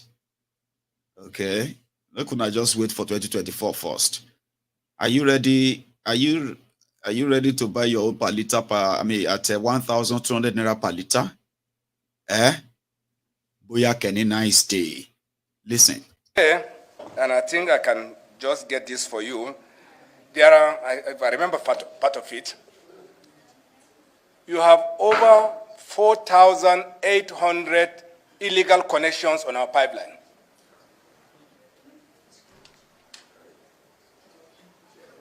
Illegal connection. That means in some lines, within 100 kilometers of pipeline, Mr. Chairman, you will have as much as 300 insertions. That means every kilometer, you will have an insertion. And pipelines, for being what they are, if you continue this insertion, even when you seal it up, it can no longer hold the pressure that it will do. Therefore, even when you produce the oil, you cannot deliver them at the required pressure, and therefore the volume will also be less. The situation we have in the Niger Delta in terms of security is a calamity. And I'm happy he spoke his mind, so let me also speak my mind. You don't have this situation anywhere else in the world. And I have the misfortune of sitting in very many fora where we are asked exactly what are you doing in your country. Mr. President, to engage non-state actors to protect critical access as the last resort for a solution to a massive challenge is very abnormal, sir. It's completely abnormal. It shouldn't have been, it should have happened. Talk less of even involving communities in security of assets. there will be total oil demand of up to 100 million barrels per day of oil equivalent in the energy mix. So oil and gas will not vanish. So oil will be bought for different purposes. It will be converted for different chemicals and different materials, but production of oil and gas will continue, but in a very cleaner way. And the countries that will survive this are those who are able to produce cheap, efficiently, and quickly to the market. And our plan is to make sure that we become a player in that space so that our cost becomes low and people will buy from us. This is the plan. But in terms of the transition itself, we are focused on gas because we are actually a gas country and we're not an oil country. It's actually a gas country with associated oil. But we have historically focused on oil production because, producing gas takes longer time, taking it to the market, and also it has lower margin. And therefore, everybody is focused on oil that comes to the table quickly, and also it has bigger margin. And everything is changing now. Gas is the transition fuel. We are focused on creating the domestic gas infrastructure. We are already delivering them. The 2024 appropriation bill, the budget of renewed hope, lay before us by the President of the Federal Republic of Nigeria, is predicated on the oil benchmark of $77.86. And also, the output projection is 1780 million barrels per day in terms of crude. And as you're all aware, there are a lot of uncertainty in the oil markets. The oil price is coming down and the benchmark is going up. And I believe we need clarification. Also, as at last appropriation bill, we are doing 1.2, 1.3 million per barrel. Now, we are having 1.780 million per barrel as contained in the Appropriation Act submitted by the President of the Federal Republic of Nigeria. It is smoke Igbo. It is take Indian.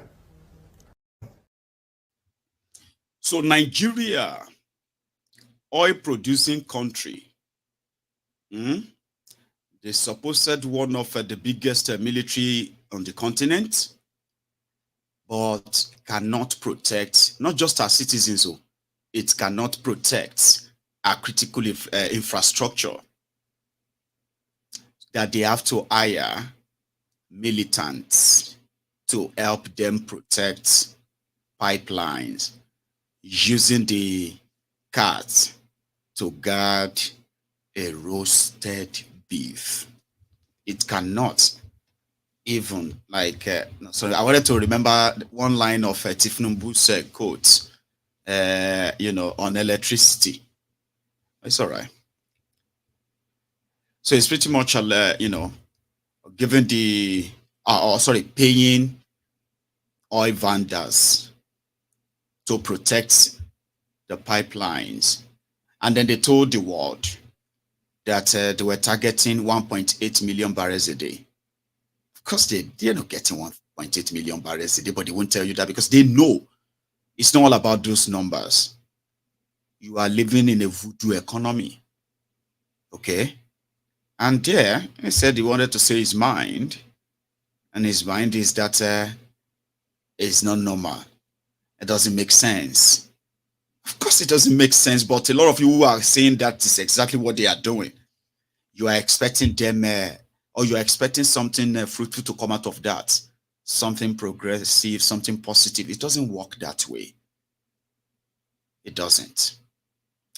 Anyway, I'll go to the next one because it seems that we are dealing with resources here now, Abi.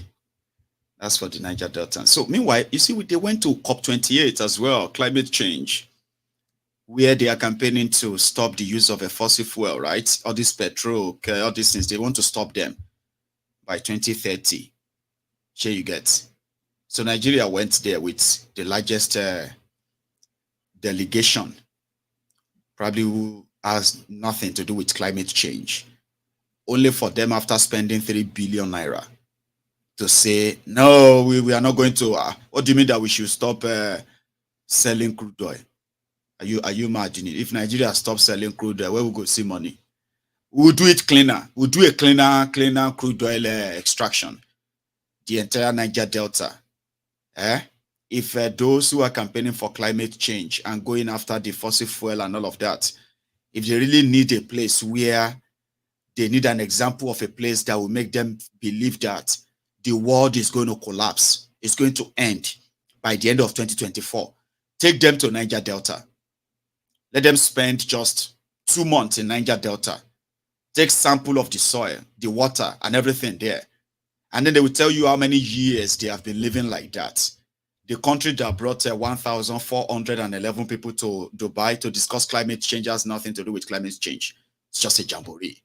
And whatever money that can come from that, they can take it to buy electric cars, electric vehicles, or electric buses, even though they don't have electricity in the country. It's all just for, give us the money, because it's all fraud, if you ask me. But people live in dangerous environments that humans have made dangerous for them. And they don't give a damn. Same thing with those who are living in poverty. In far away Nasarawa. You see, you know, Nasarawa, Zamfara, they are among the poorest of the poorest states in Nigeria, though they shouldn't. How many of you remember this Zamfara gold story there? You remember this? 2020. No, sorry. Yeah, 2020.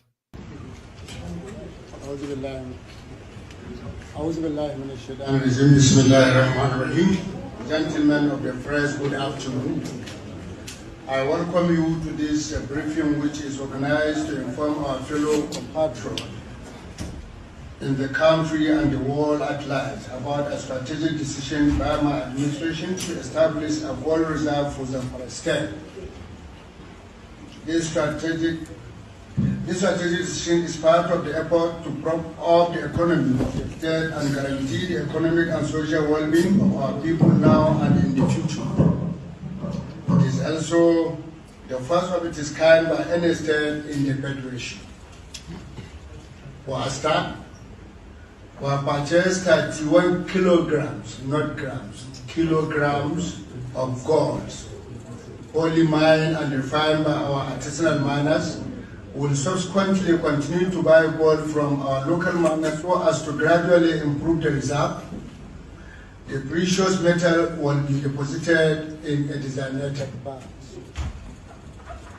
Even though our state, like other states of the Federation, is grappling with competing demand from the public and the resource at our disposal is mega, we feel it is utmost significance to invest in future of our people. One of the lessons. Now you remember. Zamfara gold for Zamfara people. Bayelsa oil for the entire Nigeria. That is the code. But the guy only man. Politicians are like, no. Do you want me to tell you what this guy did? That's the guy who stole 50 cars as a former governor. He was defeated in an election, right? And when he was leaving, he took 50 cars, government cars, and he took them away. They had to go to court to get them back from him. He is still in court to get those cars back as well. He is also the Minister of Defense in Nigeria today as a compensation for not becoming governor again. But you know what happened to this guy? He became governor of that state in 2019 as a PDP governor. Now, you see, in that 2019, as PDP, who won through court and order, okay? Suddenly, Fulani terrorists, all kinds of terrorists, they just took over the states. They went after all the farmers, the farmlands. They started slaughtering people in villages, chasing them away. Nobody knew what that was all about. Why would this be happening? Then this guy called for a peace meeting with the terrorists, brought them into the government house, made a deal with them, gave them money. At the time, the total money he gave to them was $780 million. You can go and Google that. 780 million naira, rather. He came back to say they were deceived. The terrorists duped them. The terrorists deceived them. Because the deal was, according to him, the terrorists will not kidnap people anymore. And they will release the people they have kidnapped, at least 50% of them. And they collected that money. They were given cars. They were given all of that. But the killing didn't stop. Okay? Then from the blues, this guy brought out gold. Those are real gold, though. They are not fake. Oh. They are real golds. I mean, on this platform, I have shown the lands where these poor people, where they are like extracting and using their bare hands and bowl and buckets and all that to extract the gold dust from it, the gold rust or whatever from it, you know. They were killing people, taking over their farms and looking for gold. So the Zamfara people didn't know that the deal Matawale made with the terrorists was that as long as they will sell the gold to him,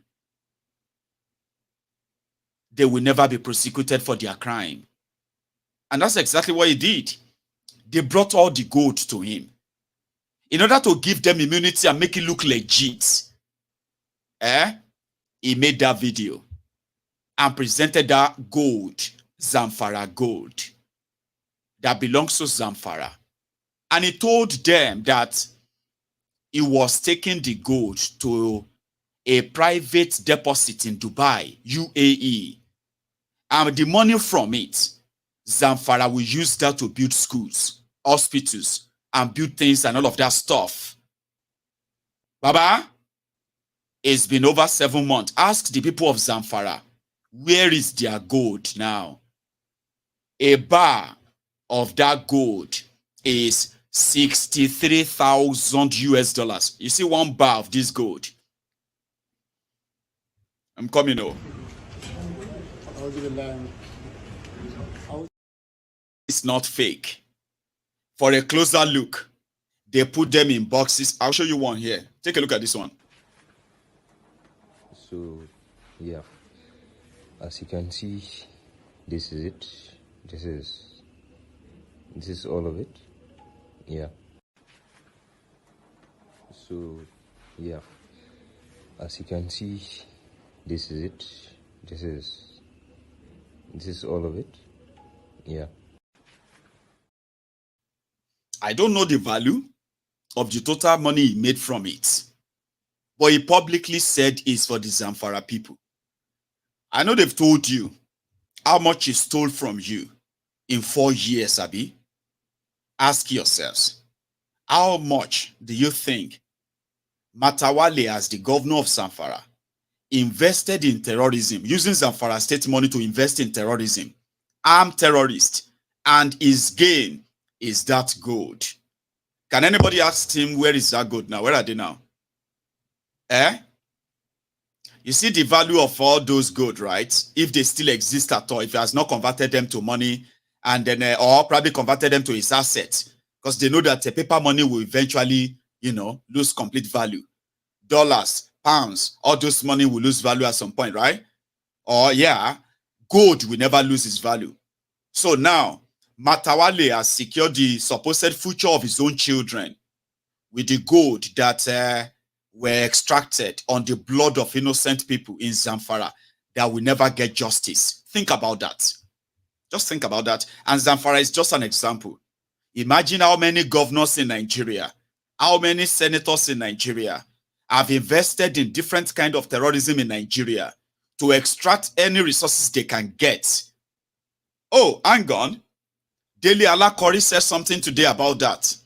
He said, powerful Nigerians are funding terrorism because of the resources of Nigeria that they are stealing. Oh, yeah, he said that today. But you knew that before now.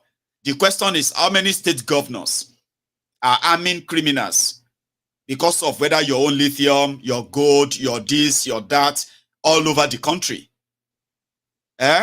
Just close your eyes and think about the picture I just painted to you right now, painted for you right now in Zamfara, where because they wanted to take the gold under your land, they had to slaughter thousands of people, turn some of them to refugees that will never return to their ancestral land and ancestral home anymore, because the government has no plan of returning them. Think about that. Before I go to my next one, I think I still have one more thing to say, and that is, listen to me. You can pretend that there could be a reward for bad behavior that is different from what you are experiencing in Nigeria today. Somebody, I mean, you're working for government, but everybody don't turn to beggars in Nigeria now. Maybe not everybody, but people have turned to like begging, and everywhere you turn to, people that are being paid. You go somewhere now, you enter a shopping mall to go and do shopping. The security guard at the entrance, they will be expecting you to give them money. Everywhere you turn to, they want you to give them money. At the airport, the police, on the street, where you are parking, where everywhere. And it is what actually sells Nigeria. And the more you probably know this, and people got exposed more, no, it's not going to change. I wanted to say maybe it will change. It will never change. These are the consequences.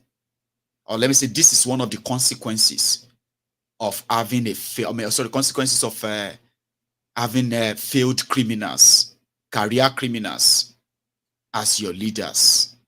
Also, this is also a textbook definition of everything that is wrong with Nigeria. You can live in denial. You cannot, by any means, really deny reality. Can you? Happened to me in the new Nigeria airport.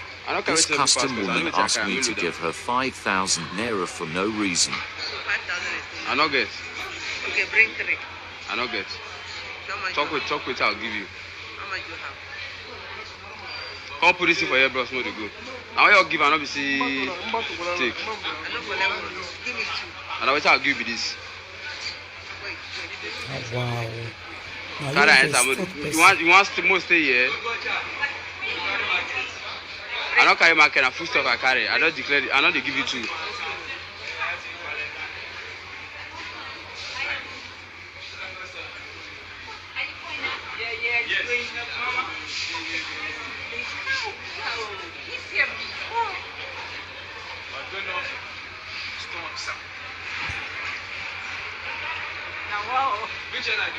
Now talk to Shella, I get time. Yeah. I don't give you 1K, so you tell me say no, I give her 1,000. Mama, where they carry the bag they go now? No, leave my here. No. Mama, stop. I don't want to be rude, I beg. I don't want to be rude, please. Rude, not rude. Why are you doing this now? Call your OC, if you want to call your OC now. Give me 1,000. For what?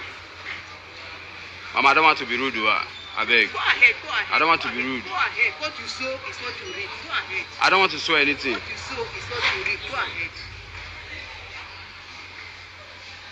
How can they give you 1,000 for what? I don't even pay 5,000. Come down to 2.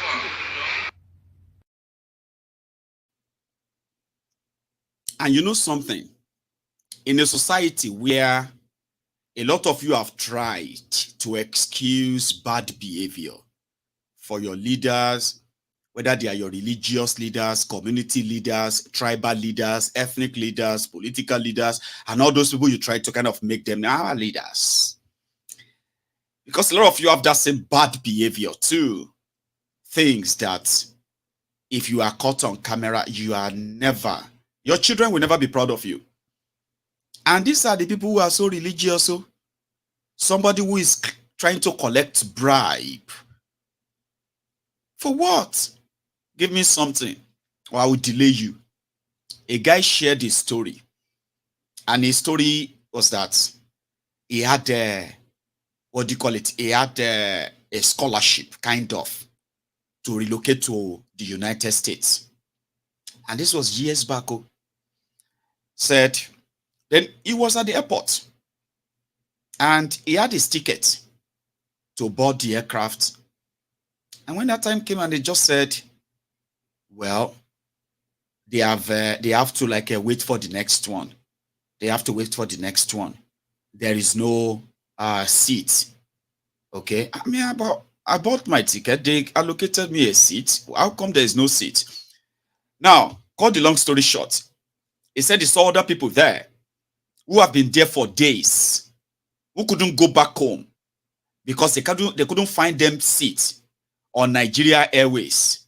Then Nigeria still had the airways. That's why I said years ago, it's a long time ago. Corruption, no. But you know why? They said after about 2 weeks, he was there for 14 days. 2 weeks. He said it was like they were sleeping on the floor at the airport. Then one prominent person who was just like popular sought somebody off to the airport and saw him, and they kind of recognized one another, and was like, okay, yeah, what are you doing here? We thought they said you left for America. I was like, well, I'm still here. I've been at this airport for 2 weeks now. They couldn't find a seat for me. I was like, oh, okay, hang on. Let me see if I can. Then he sort of spoke to one or two people there at the airport, and yeah, okay. Then suddenly they said, hey, we found you a seat. Oh, they found me a seat. Oh, thank you so much. Thank you so much. He packed his stuff and everything and he found himself on the plane. To his own surprise, he said the entire plane was empty. That the number of people or passenger on that plane that day, they couldn't be up to 10 or 20, or they couldn't be 20. There were seats everywhere. So it was later that he realized that for the past 2 weeks, Nigerian aircraft they have been coming and they have been leaving Nigeria empty. They will come to Nigeria and drop people instead of taking people back outside Nigeria to, commercially. They were leaving empty. Why? Because some immigration officers or staff of the airports, they were demanding for bribes. They were making the passengers believe that the seat is overbooked. They can only access their own seat if they bribe them. And because some of them won't bribe them, they remain there for their original seats. And that was how, or should we say, the beginning of the end of Nigerian Airways until it dies. Look at that woman, an immigration officer who only wanted a bribe of 5,000 naira. Do you know what is 5,000 naira in pound sterling? Son? Ma? Sir? Bro? Oh, I'll tell you. It's just about 3 pounds. The immigration officer wanted a 3 pounds bribe from a traveler. And if he's not going to give her, she would delay him to miss his flight. Then he can compare the loss of having to miss his flight and buy a new ticket, or give her a 5,000 naira and continue his journey. She's a Christian. And he said, I don't want to be rude to you, ma. I don't want to be rude to you. I'll give you 1,000. I don't want to be rude to you. Please don't move my luggage. Do you know what she said? Don't worry now. Try and be rude now. Shebi, you know that you will get your repercussion, which means if you disrespect me as an older person, something evil will happen to you because you disrespected older person. She is also a Christian. I have sort of extended the video. That's why you didn't see the whole video. She had a Redeemed Church wristband on her wrist. They are the type that will be quoting Bible and Quran. You know what they say mostly, especially students who have to deal with school registrars. and different other, when you are doing this, your, registration of your courses, verification of your own admission and the rest of that. And when you go to the boss's office and all those registration office and you meet all these women there, this mama that are just like exceedingly like, they are like witches. The ones when you go to the government buildings, you want to transact with the government and you see all the civil servants who are just like mean and all that. And you're like, hang on, no. Even in your university, everywhere, you say, hang on, no. On Mother's Day, everyone's mama na the best. Oh, my mom is the most beautiful mother, the most compassionate, appealing mother. Everyone mamas be the best mama on Mother's Day. I beg, whose mama be those ones where they make life hell for people? On those campuses. Students always ask that. I say, whose mama be those ones? And you know what I mean? Anyway, I thought it is ideal to let you know that the corruption that has eaten deep in Nigeria, some go even they quote Bible and Quran for you when they want to scam you or take a bribe from you, when they want to go the route of their usual way, the Nigerianness in them. I will delay you. You are the one who is going to lose. I will call your OC. Call my OC. Call them. If you want to grow old, if you want to grow old, you will not disrespect elders. Elders that is asking for bribe. That is Nigeria, where abnormalities are always sort of normalized. Don't ever forget that. Now, listen, for those of us who have been here for like the last 2 hours, okay? See, you need to now take a moment and go on and like the video. It's so important you do that, okay? It is called your offering. The next stop is going to be me taking a break, make myself another cup of tea. Now I'll come back and take calls. I want to take calls too tonight. So get yourselves ready, everyone. And then when I get back, okay, we can have a chat for a few minutes. We'll call it a night. Like the broadcast, please.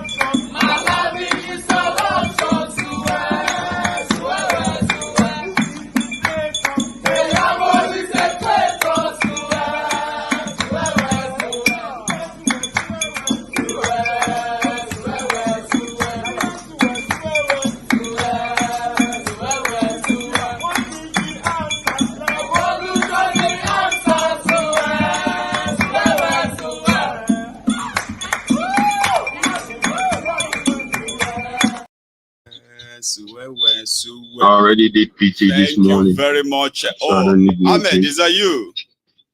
Yeah, Maiyegun, how far now? Adeo, Ahmed, how are you?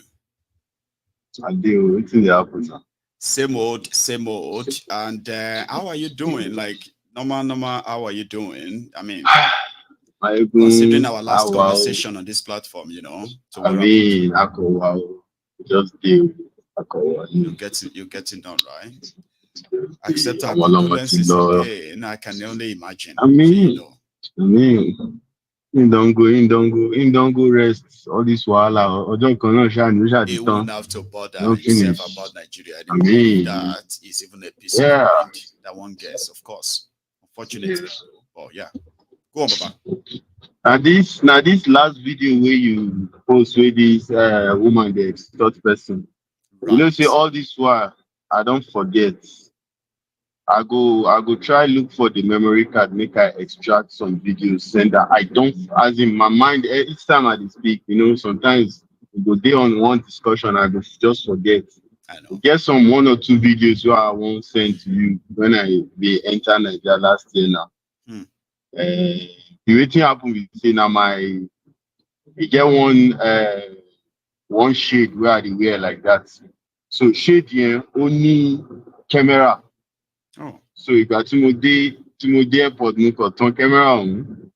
If it's what thing all those kind of things, all the rubbish that they do for airports. So you were able to capture that. I won't mind. Now look at they look you. I go they look you so as I they look you now record they record you.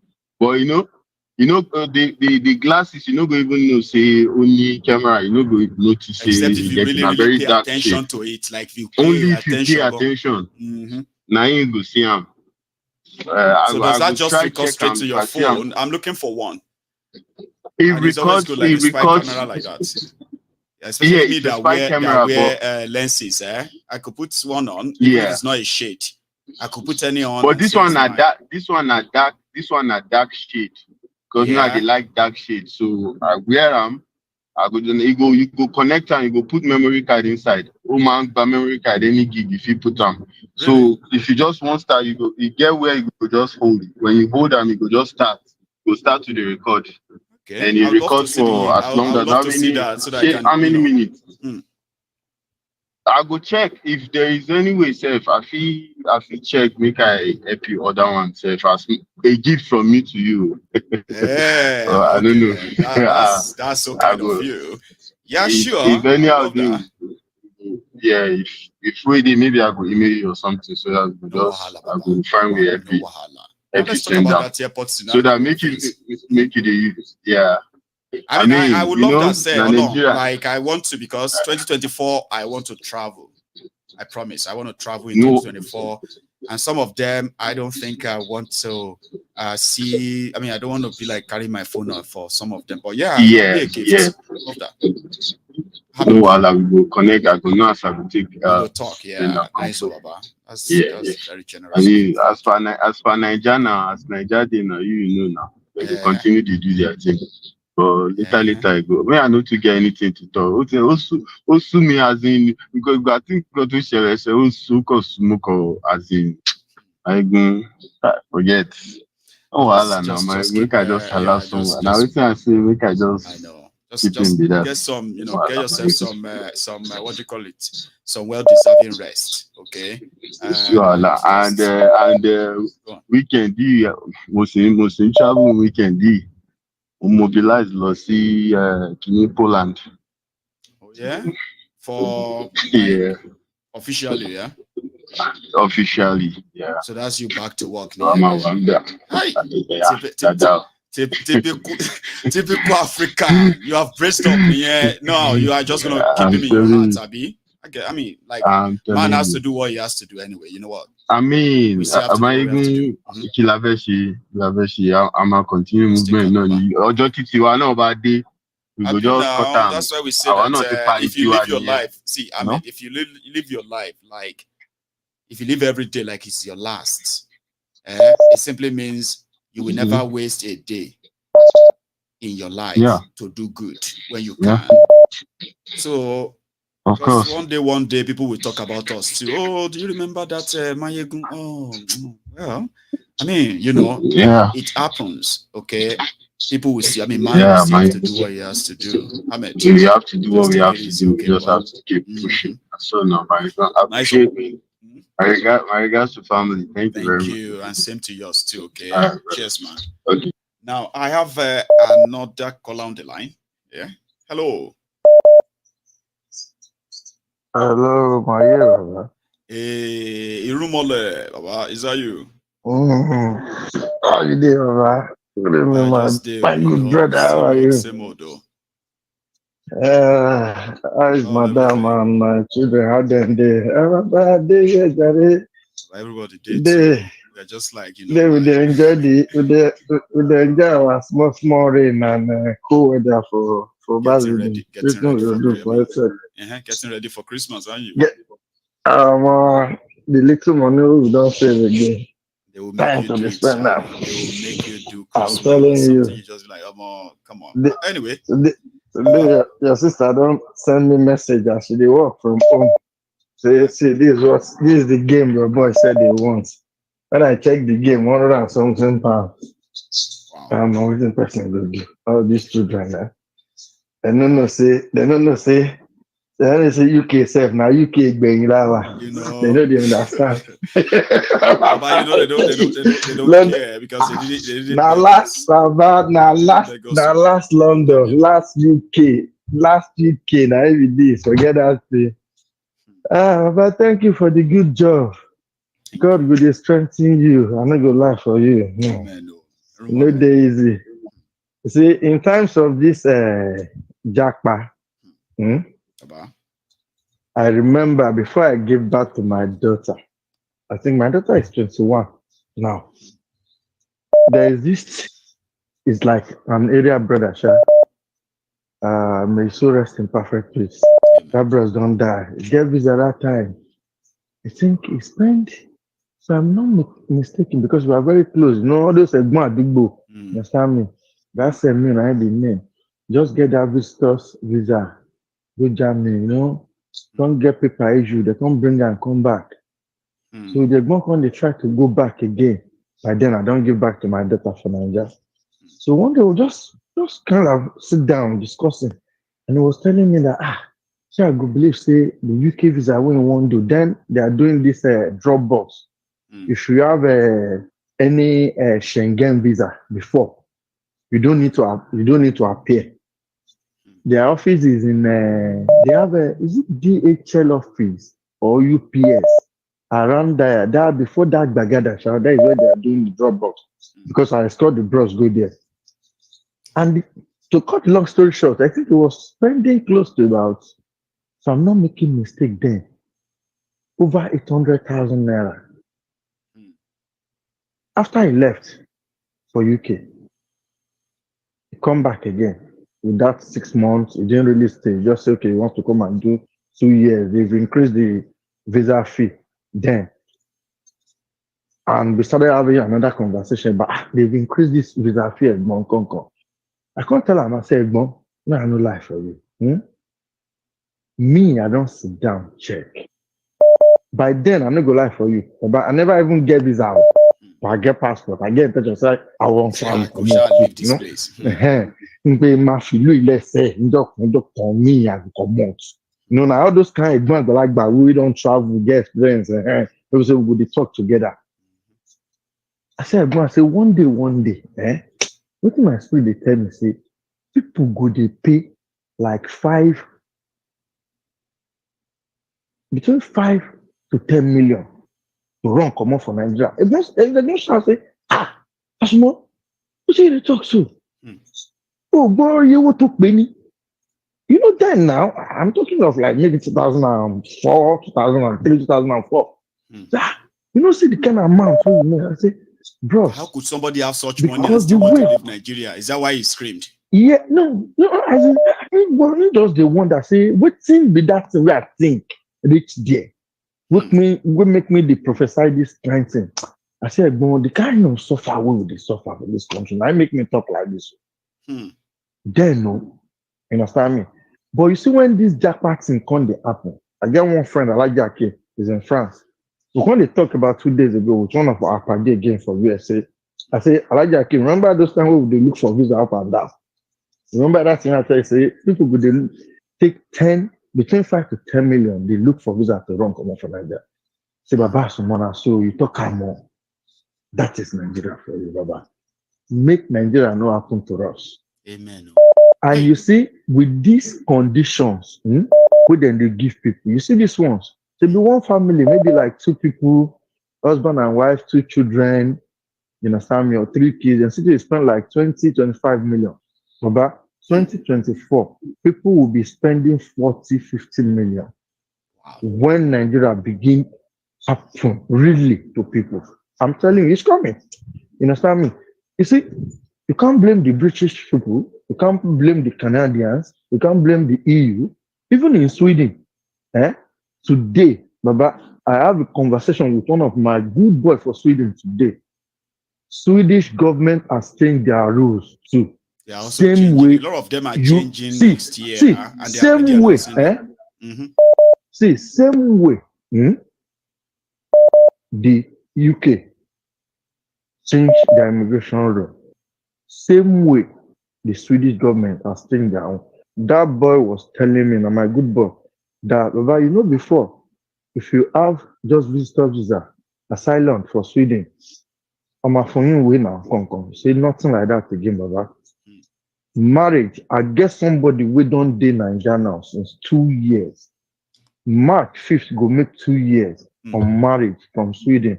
And somebody go back to Nigeria, go apply. Baba, they never answer them up to now. I don't know how that guy they cope. Since 2 years. March next year go make 2 years now. We don't talk this morning. He just lost my father. He sent me the what they call it, the burial ceremony something. Now we discuss religions. Guy, you still there, Nigeria?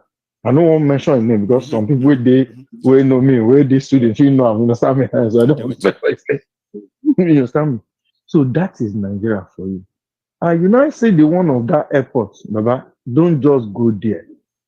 The guy that make that video, maybe that is his first time of traveling through that our Muritala Mohammed Sheikh Airport. It happens every day on daily basis. Princess Balogun know very well. My only brother worked in the airport with the tax force, the special tax force. DSS, my only brother works in the airport.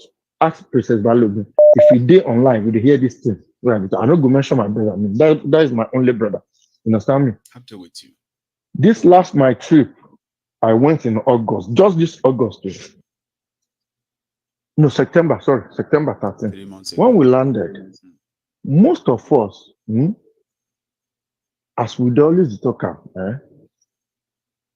say, it get the way we they love our oppressors in different ways, which is you did very, very right.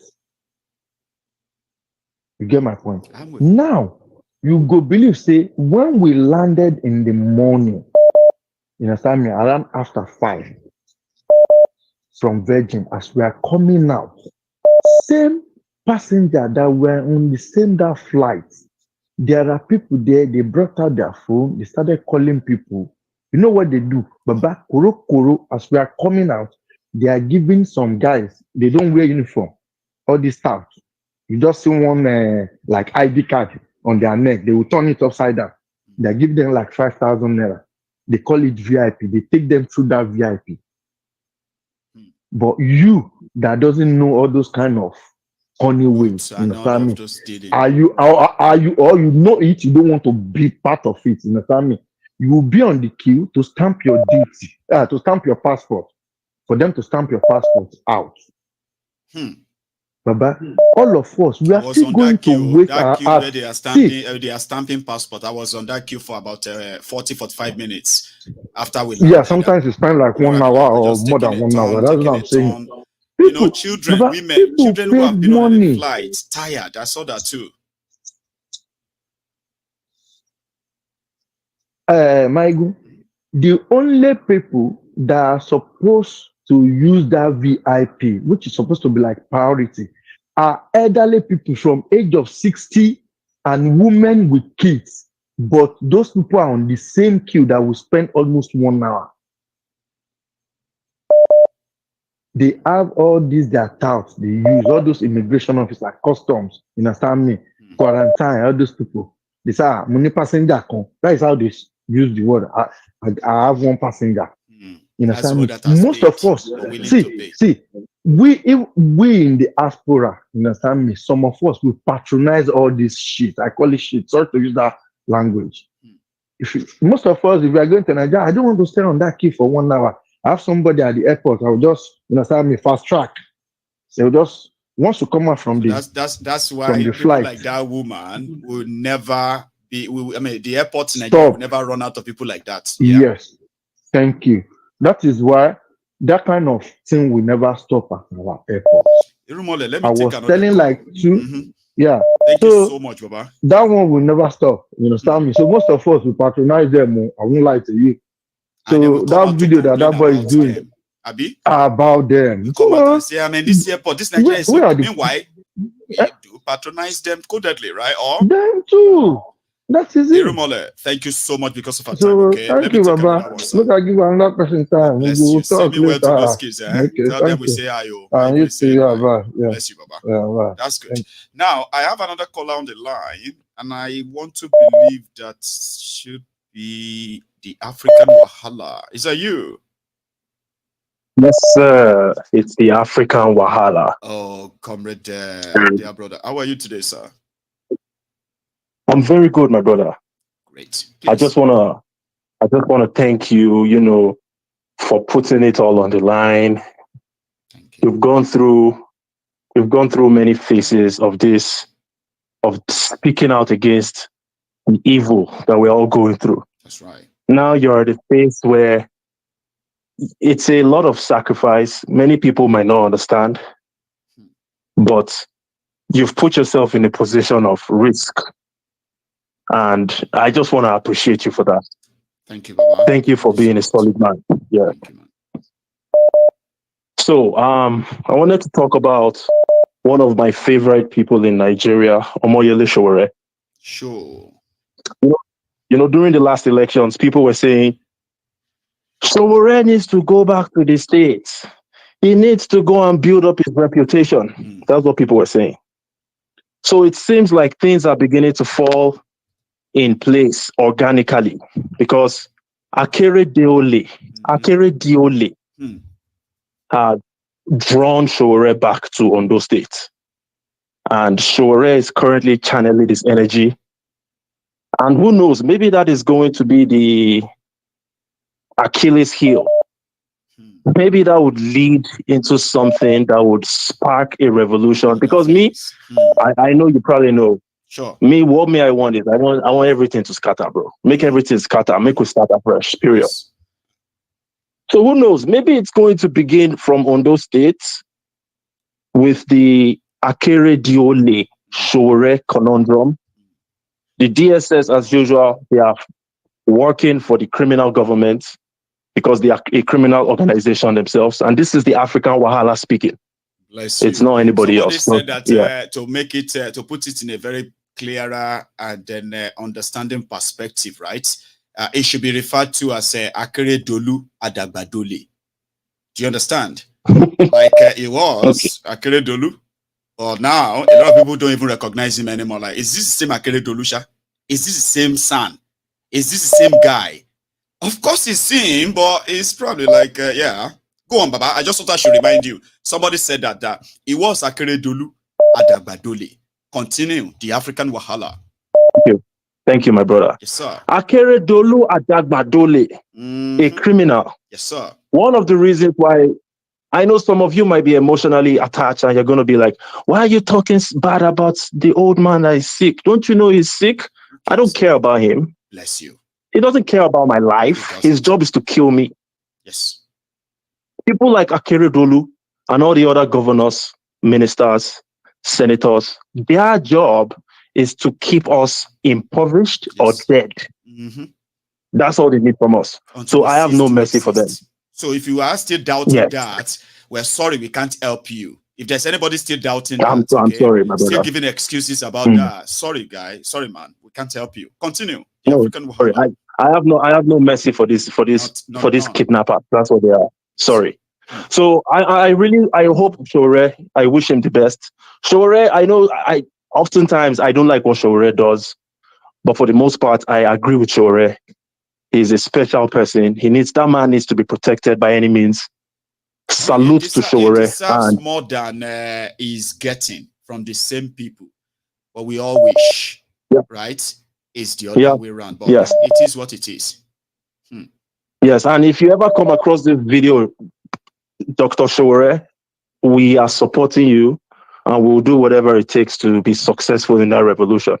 Thank you so much. And my people, smash that like button, I beg. Click on that like button. Let's get it up. Remind them, we still have nearly, well, we were over 2,000 earlier. Now we are nearly 2,000, especially on the Temple of African Wahala. Could you even believe that we pull 34 million views on a talk show platform, right? That we started taking serious 2 years ago.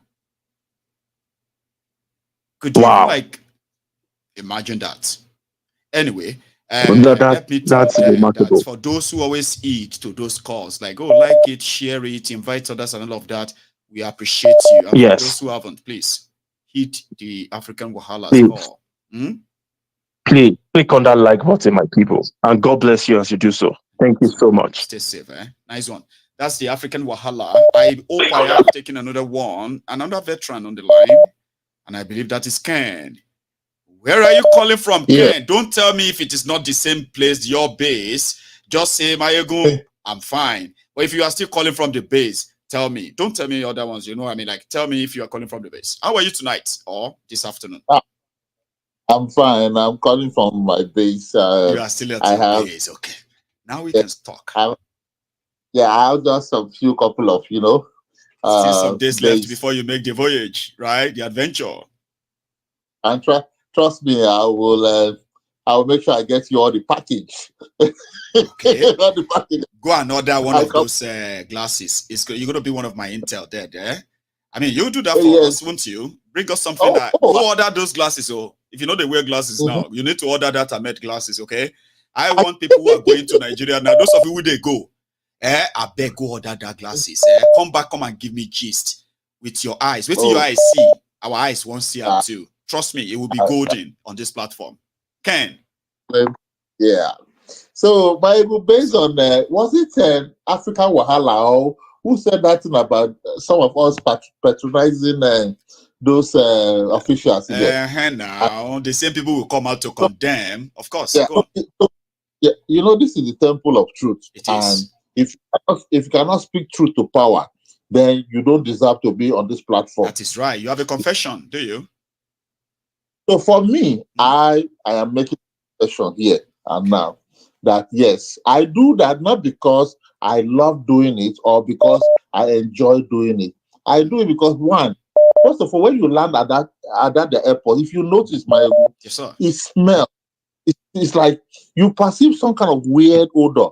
The whole place kind of oozing from one corner. You want to run away from it, then you ended up running into another one. I know. Tell me more. Exactly. So that odor, that's number one. Even the last trip I went, it was raining. Can you believe that on the hallway, as we are walking towards the immigration section, the roof was literally leaking. Inside. I'm talking inside. You see buckets. They put plastic bucket at strategic places. I was like, what the hell is this? Are you kidding me? At the international airport where you have the gateway to a country, your roof of your airport is freaking leaking. Oh my God. And they were putting plastic bucket at strategic places where it was leaking. Even the white guy that was seated to me, we were walking, he was asking me like, what's that? I said, that's just like welcome to Nigeria. That's it. That's what it was. Like mentally, right? Instead of you to sort of get some mental shock. Like, oh my God, what is this, right? But somehow, as a Nigerian in there, right? Something will just quickly click in and say, well, welcome home, Jari. That's to welcome you to Nigeria. Like, it's like, what can I really do? Well, I'm with you. Go on. Exactly. So African Wahala, I don't know, maybe it's the one that said it. It's true. I'm confessing here that I've been part of it too because you want to escape the whole mess, yeah. Exactly. And the sooner I feel like getting out of the whole shenanigan of immigration and picking up my baggage and custom, I just want to get. And then you can imagine, Maiyegun, they say the ACs, their ACs on body heat, all those stress, Maiyegun, those are the only reason why I do that. It's not because I do it because it's the right thing to do. I know it is wrong, and I'm saying it here on this platform. It's absolutely ridiculous. It's wrong. You know, this time around, I think you have to stop doing it. I mean, your conscience will be the only thing. The next time you pay them money, you will remember what you said on this program to say, oh my God, I'm actually paying them again. You know what I mean? Yeah. So that's what I'm saying now. As I'm talking to you now, right? Moving forward, I'm not going to do that anymore. I'm going to stop that. And I'm going to believe you, because I believe you that the moment you feel like, indeed, if we are condemning something and we are also contributing to it, then we should probably not be asking for it to stop. If we are not, exactly. So we can actually start from us, and I like that. Impressive, right? Trust me. Yeah. Baba. I want to say to African Wala and everybody on this platform that, you know, own what you do and take full responsibility for your action. I'm saying this here loud and clear that I'm taking full responsibility for my own action. Because if I'm saying one thing in the morning and I'm doing a different thing in the evening, then I do not have any moral justification reason why to tell anybody to do the right thing. You know, okay? I like that. For that. That being said, and like Maiyegun comes to the other aspect of the government, you know, you could see. Go on. Yeah, look. The video, just look at the video. It tells you everything you need. Really, I mean, is it your father's property, your family property? Look at, you are not well. It's obviously written, and yet you just want to just do whatever you can because of what? Because of greed. Greed. That's all what it's all about. Greed. You are incapable of doing it. You know, personally, you said it out without number on this platform that Nigeria is not just because it's a crime scene. Nigeria is a shit show. You know, it's got so many other names that could fit into that narrative. Yeah. Trust me. So we're just enjoying the show. We're just watching the movie. I mean, people are divided over this Wike and Fubara thing. They are looking for who is to win. But they're actually not looking at the grass where these guys are fighting. Who are those who are actually crumbling and crashing where they are doing all this nonsense? No, the people are waiting for who is going to win. Like it's a game. I was coming to that before you took it from me. I was coming to that. You look at Wike and Fubara now. Let us look at the root cause analysis of how Fubara got there, what price he had to do to become Wike's favorite candidate. And then when Wike left, what were the demand, the condition, and the root? That's why I say the root cause. Let us get to the root cause analysis of this whole thing. Because then when you get to the root cause analysis of this whole thing, that is how you will know head, blood, a lot of negative thing has rolled into this thing. By the time Wike and Fubara, they unleash the terror among each other, you will see that those who did not know the beginning or the end, even those who are on the sideline, everybody heard will sing. Eventually.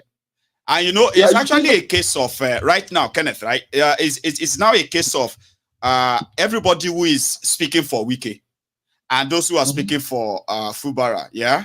They are both doing it based on what, how much of that loyalty is being paid for. It's not free. Take that from me. Okay? For those who are saying Wike is, you know what I mean? Our Fubara, will stand with Fubara.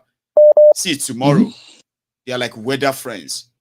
Once the game is played and Fubara is gone, trust me, they will pledge their allegiance and apologies to Wike.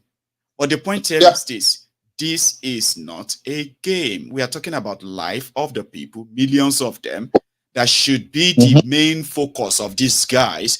It's not the main focus of these guys. The resources that is so limited, that is meant for your people, is being diverted into buying loyalty from praise singers, armed groups, and the rest of them. So at the end of the day, Wike may win, Fubara may win, but the River State people will be the losers. Ken, my own theory. Yeah, but that being said, that's really. Then let's look at the bigger picture. If we is planning in agenda to remove Fubara, so who else does he want to bring to be kissing his ass? That is the thing that, because don't forget, the only reason why he put Fubara there was to cover his butts. Yes. So that all those looting and all those nonsense that he has done, Fubara will be covering his butt. Don't forget, Fubara was he the Accountant General of River State? I don't know why people don't even know what that means, especially in the old scheme of things, Kenneth, right? This guy was the Accountant General. He's the only guy who can tell you how much Wike stole and where the money is. He's the only guy. You don't understand? So Wike needed him that way, and he wanted him gone. At the same time, now that, God knows, they say it's 25% problem, but I don't think it's just the 25%. That should be more than that. It's more than that.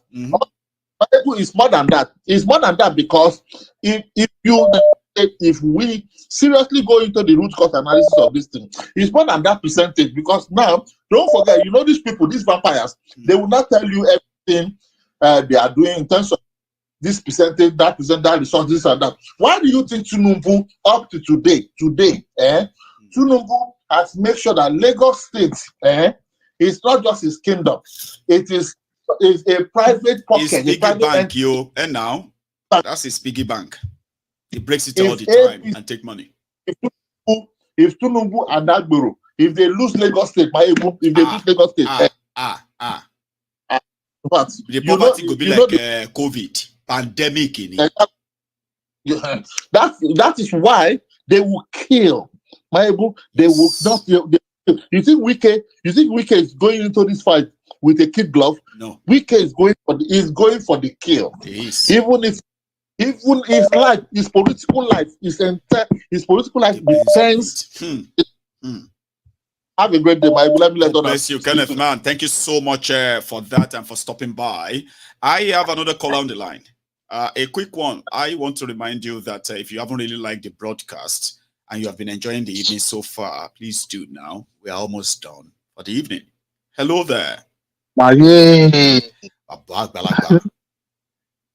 are you, sir? Been a while, I'm jolly good, All right, quick one. I just want to mention something about this Wike and his boy. This is day 2. Tomorrow is day 3. Yeah. And when I pick something on again, you're going to hear from me. But react to this. Go on. I think it's time people should just learn that we shouldn't die in their war. We should just sit back and watch and enjoy the whole show. Themselves, God bless you. Let them, because these people are just they have the same. They are the same chord, so you can't separate them. If Wike is after Fubara today, it's because they know each other too well. Very much. You know what Fubara played for Wike is the same thing Ambody played for what's it called? Tinubu. I know. So however, I think we should just look beyond. For me, I try to separate my emotions from anything that is happening to any one of them, or maybe Fubara. Baba. If it's a gift, some said you build it. If yours has got to a stage where you can separate emotion from opponents, I give it to you, Baba. Yeah. Go on. I just look at it and I laugh. You see, whatever they've, let that thing they've worked together for, let it haunt them. I think that is what is happening. But in the long run of it, I think APC and Tinubu himself, if you look at it, this is like a game. They won't let Fubara go. They won't let him go. Like they won't let him go. That Wike is in APC with them, River State is still PDP. Is that what you mean by they will they will not let that go? Or you mean like they won't let Wike deal with it? Please. they won't let the Wike deal with him because look at it from this angle. They know what Wike is up to and they know what Wike can do. What he can do. So if Wike can be so, they know Wike is very mean. They will rather keep Fubara than keep Wike. So in the long run, like a game of chess, they will be using Fubara as a checkmate of Wike. Yes. If Wike make any move, they will just tell Fubara to pull a string. Okay. Yes. That's what will happen. And that's why you see why those lawmakers have defected to APC. And a lot of people have, quote the constitution. Nigeria is not a place where law, the law will not take anything. It's happened many times that those people will have to vacate their seat because they were not, they didn't gain that seat through APC. But it won't happen. Nothing will happen to those people. I think that's what Wike is promising them. Normally, right? They said if you leave your party to another party, right? Except if your party is divided, like fractured or factionalized, you can use that to leave your party to another party. So they are banking on that. PDP is torn apart, okay? Let's be honest, okay? But they are using. But Wike knows as well that the same system can threaten them that you better go back to your party now because they will declare your seat vacant too. But Wike knows when it comes to judiciary in Nigeria, who will make that pronouncement? Which judge will make that pronouncement? Declare their seat vacant. But that then brings us back to what you said. Like, listen, Wike can only succeed if Tifnubu and his gang sees that, or maybe we are giving them too much credit that they are smarter than what we are thinking they are when they are not per se, right? So normally we might think they might checkmate Wike. But nevertheless, Wike with that because they don't want to make him too powerful. They don't want to make him. They are not going to make him too powerful. So Fubara is not going to go. It's a game. That's the way I see it. People might see it differently. Okay. Yes. Secondly, I'm just going to be quick with the video I saw on your presentation tonight. You see, I understand very well that a lot of Nigerians will feel pity for those at home. When you get to airports, you try to make them happy by giving them whatever they request for. I understand that because there are so many things. You see that woman you just saw? I heard some time ago that a lot of them, they have to bribe their way through to be posted to. It's true. If you didn't know that, airports, you heard it, seaports, they have to bribe their way to be posted to airports and seaports, that they would rather be there on the field than be in the office because on the fields they get more. You understand? But at the same time, we should discourage this. We shouldn't give them anything, to be honest, because this is actually going a long way because it doesn't speak well of us. No, the image of Nigeria. Yes, it doesn't speak well. You see everything that is being done at that new airport. I'm sure that woman did that thing at that airport. So we should just discourage that. We shouldn't give them anything. As a matter of fact, just make it a point of duty not to hold cash.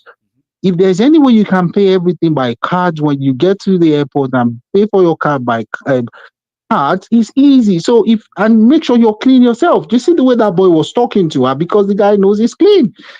He knows he was on his right because he knows the woman. Suspicious stuff for me.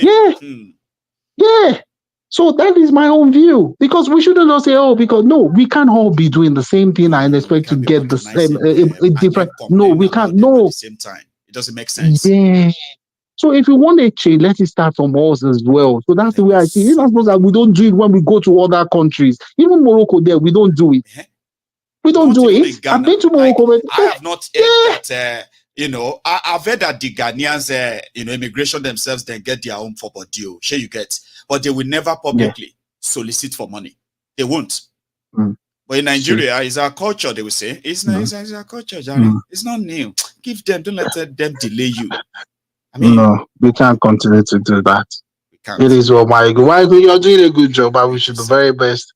Yeah, we listen to you every time. We might not call regularly, but we do listen to you every time. And we acknowledge what you're doing. Thank you, sir. Thank you so much. As well for Cheers. all the time, yeah? Cheers. Safe, okay, have a good one, sir. Yeah. Cheers, man. All right. Bye. There we had it. Another caller who has also made our night. Put it that way. You see, when I speak for like an hour or I speak for, let's say 2 hours, and at the end of the day, people have to come in and add their own views, it makes the whole thing awesome. Hello there. Hello, Maiyegun. Hello, sir. How are you? This CA from Atlanta. Hey, CA, it's good to hear from you again too. Oh. CA from Atlanta. Yeah, it's been a while. Baba. How are you today? Yeah, it's been a while. Good. Great. CA. Yeah, about the airport stuff. One time when I traveled to South Africa before the World Cup 2010, on my way back, man, it was terrible. Everybody was behaving nice, good. Like excessively good, excessively nice. Yes. That it becomes so embarrassing. Like, why are you doing this? Why are you being like this? It made the pilot announce that we are landing. Oh my God, come and see the confusion, the aircraft. The minute we touched down at the Mohammed Airport, it was like a madhouse. The first thing you notice, the heat that will hit you. The heat is outrageous. I don't know what they're doing with that airport. It's been a long time that same way. It's a terrible, horrible place. And then they will be sending us, they will be posting pictures of the renovated airport. I beg all of them when they go to Nigeria all the time. Where are those places they are showing the pictures of Buhari renovated in Nigeria airport? Where are they? That renovated airport. Every day that renovated. Every year they renovate the airport. Every year you go. Every government they post picture. The new airport, the new Muritala airport. But when you get there, Baba, same thing. Nothing. Hey. One time my wife came back from the US. I was back in Nigeria then. She was almost fighting everybody. She was angry. The reception, everything. I say, take it easy. It's just like that. It's I don't know. In fact, when you land, you feel the difference. Yeah, there's an evil wind in that country. Evil wind. When you land at the airport, always warm. Yes. The last time I was there, I felt it. You will tell that this is Nigeria. It's so different. It's so different. I mean, come on, Baba. Then couple that with those who are going to Ozu you at the airport. Ozu me. Collect money from me. Hey. Then when I went on my South Africa, you made arrived at South Africa. Their airport officials also did the same thing in Johannesburg. Really? They saw when they saw I was in Nigeria, I said, "Oga, anything for breakfast." Hey. Because they knew I was from Nigeria. They said, anything for us for breakfast. And I said no. Because that was my first time in the country. I don't want to fall into problem. You know, I might bring money to give them and they tell me I'm trying to bribe them. Yeah, so because I wasn't too sure. But when I was leaving, they ran the little money I had, South Africa money I had, I dropped it with them in the airport. I don't need it. So I just left it with for them. And I came back. Then when I got, and that one story before I go, one time when I was going to the US, I got to the airport and I saw one of my students back then in Unilag. Say, sir, how I didn't work at the airport. Yeah, he said, come, don't be on the line, come. He took me, I had to confess. This guy took me straight to the VIP. Really? No line, no queue. Straight when to the aircraft. He took my passport and said, this is my Oga, this is my Oga, this is my Oga. They just showed, checked my visa, everything was okay. They just straight to the airport, to the plane. Straight. I just spent 5 minutes, straight. Any place you go to, and they say, this is my Oga. They say, go ahead. This is my Oga, go ahead. This is my Oga, go ahead. I felt guilty, but I mean, what will I do? Nothing you could do. I mean, I wouldn't say you should reject such. I mean, even when I was coming back from Nigeria, when I went for my mom's burial, okay, and then this was like about 5 years ago, okay. A lot has changed now, anyway. So when I got to Amsterdam, they said those who are British passport holders, all of us going to Britain, okay. Yeah. So all those who are British passport holders, this way. Other passports, this way. And I may belong to that other passport. So I was there. I could feel the difference of that kind of discrimination. Yes. However, when I got to Scotland here, when I got to London, I didn't bother, okay? Like, I had to come get my stuff when I got to Glasgow. And when we got to Glasgow, same thing. British here, other passport here. Even though I was in Glasgow, I felt so different. Then I was like, you know, it's a privilege that exists anyway. Sure, you get, as long as you are not paying for it. Okay. For somebody like yourself, I wouldn't say that's bad. If I meet my own schoolmate at the airport that says, oh, would you like this or that? Sometimes I might actually want to enjoy the thrill, right? The thrill of queuing and enjoy all of that too. I could take it. Ask me if I wanted it. He didn't ask me if I wanted it. Just, come, guys, no, come. You can't be on the queue. Come, no, come. I was surprised. Every place we pass through, and he's a single guy there. They just greet him. He said, let him go. That's my lecturer. Let him go. That's my lecturer. VIP treatment. Since you didn't pay for it. I was just passing. I didn't pay for it. But I just felt, oh my God. That's fair enough, CA. Thank you, Maiyegun. Just let me chip this. Thank you very much. God bless you, sir. Okay, you take it easy too, and have a good one, sir. So that's a CA there from Atlanta. Atlanta is in Georgia. I think Georgia is a state in America, isn't it? Just like you have Chicago, more popular said than Illinois. Illinois is the state. Chicago is just a city, I think. Anyway, for those who are still here, right? Please remember, you need to like the broadcast. All right, like the broadcast, share the broadcast, and then put set your notification. Keep it on, so that whenever Maiyegun is live, you won't be missing anything. I'm taking my last call tonight. Here we go. Hello there. Hello, can you hear me, Maiyegun? I can hear you very loud and clear. How are you? This is Adeola. Adeola, it's been a while. You chose to call tonight. It's been a while. It's been a while, man. It's been a while. On that airport scene, everybody that's gone back there's home something has about a some story. of you veterans, right? You spend a long time sitting there watching and observing, sometimes spending your time in the comment section. But once a message or a particular conversation really touches your base, all of you will begin to call back and you know what, I want to say something to that. So let me hear you. You know, my own get different parts, man. I don't even know how to even to express it. Everybody that's gone to Nigeria has video an experience. triggered something in you too. It triggered everything. It triggered Baba. It triggered me. It triggered me in many ways because you know, it's just emblematic of everything that's gone wrong. You know, I can stay here and share my story. You know, and likewise, other callers will call and share their stories. You know, it's just an embarrassment. You know, they've done so many seminars, so many trainings for them, you know, to address this bribery, this intimidation of travelers. You know, they've done so many trainings, so many seminars for them to stop it. They even set up a task force arresting them, but it doesn't seem to be working. It doesn't, because the seminar or whatever they are doing does not address the root cause. Doesn't address the root cause of the problem. So, you know, sadly, it will continue. It will continue. Some said It will continue. If we all want to be honest with ourselves, corruption will never end in Nigeria if people don't address the issue of living wage and minimum wage. Okay, where you have a situation whereby the system actually allows them to be corrupt.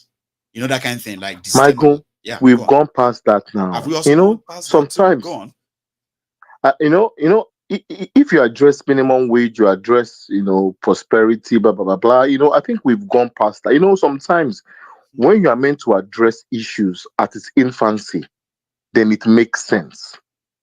But we've gone past that, you know. So even if you increase their salary, it is now it is now an embedded culture. So Adeola, you know why I'm going to agree with you before you continue. Sorry for cutting you short there. Okay, is the fact that Nigeria is where you are going to hear this story. I mean, the news that civil servants have not been paid for a year, 2 years, 4 years, but they are still going to work, and then they will tell you that an average civil servant in Nigeria is a multimillionaire due to what they take from. It doesn't rely on their salary. They don't spend their salary. They even stay to you and say, "Well, we know they spend their salary." So does that mean that even if they start paying them the best pay, they will still continue the culture? So is that what you mean by we have gone past the issue of just? We have gone past it. We, when you are meant to address it. That time and space to correct that anomaly has failed. So when you enter civil service and all you know is to do some few deals to make you rich and you become rich, that's all they know, because and then you can begin to wear oversized coat, call it a suit, so to hide the money they have stealing. redesigned the service. See, Maiyegun, they have redesigned the service. So take just take a poll or whatever it is, and look at all the successful civil servants, or the ones that that are still serving. Look how they make their money. Just take a small sample size and just look through every one of them. They've gone through the process of them looking for a way to arrange themselves. So the time position that time whereby strategically they do that too. Yes. They've endured in the service. They've been poor in the service. They've been patient in the service. They've they found allegiance in the service, and and they're now prosperous. So if you stay there long enough, you'll be successful. That's how civil service is. If you stay in civil service long enough for years, you'll be successful. It is the outcome of. Well, even that too is not like it shouldn't be a general statement. You know why I said that? Yeah. Let's say it's like it's like having as it is in Nigeria right now, okay, where you have 10 people, and then one person is better, sort of a rich and all right out of 10 people.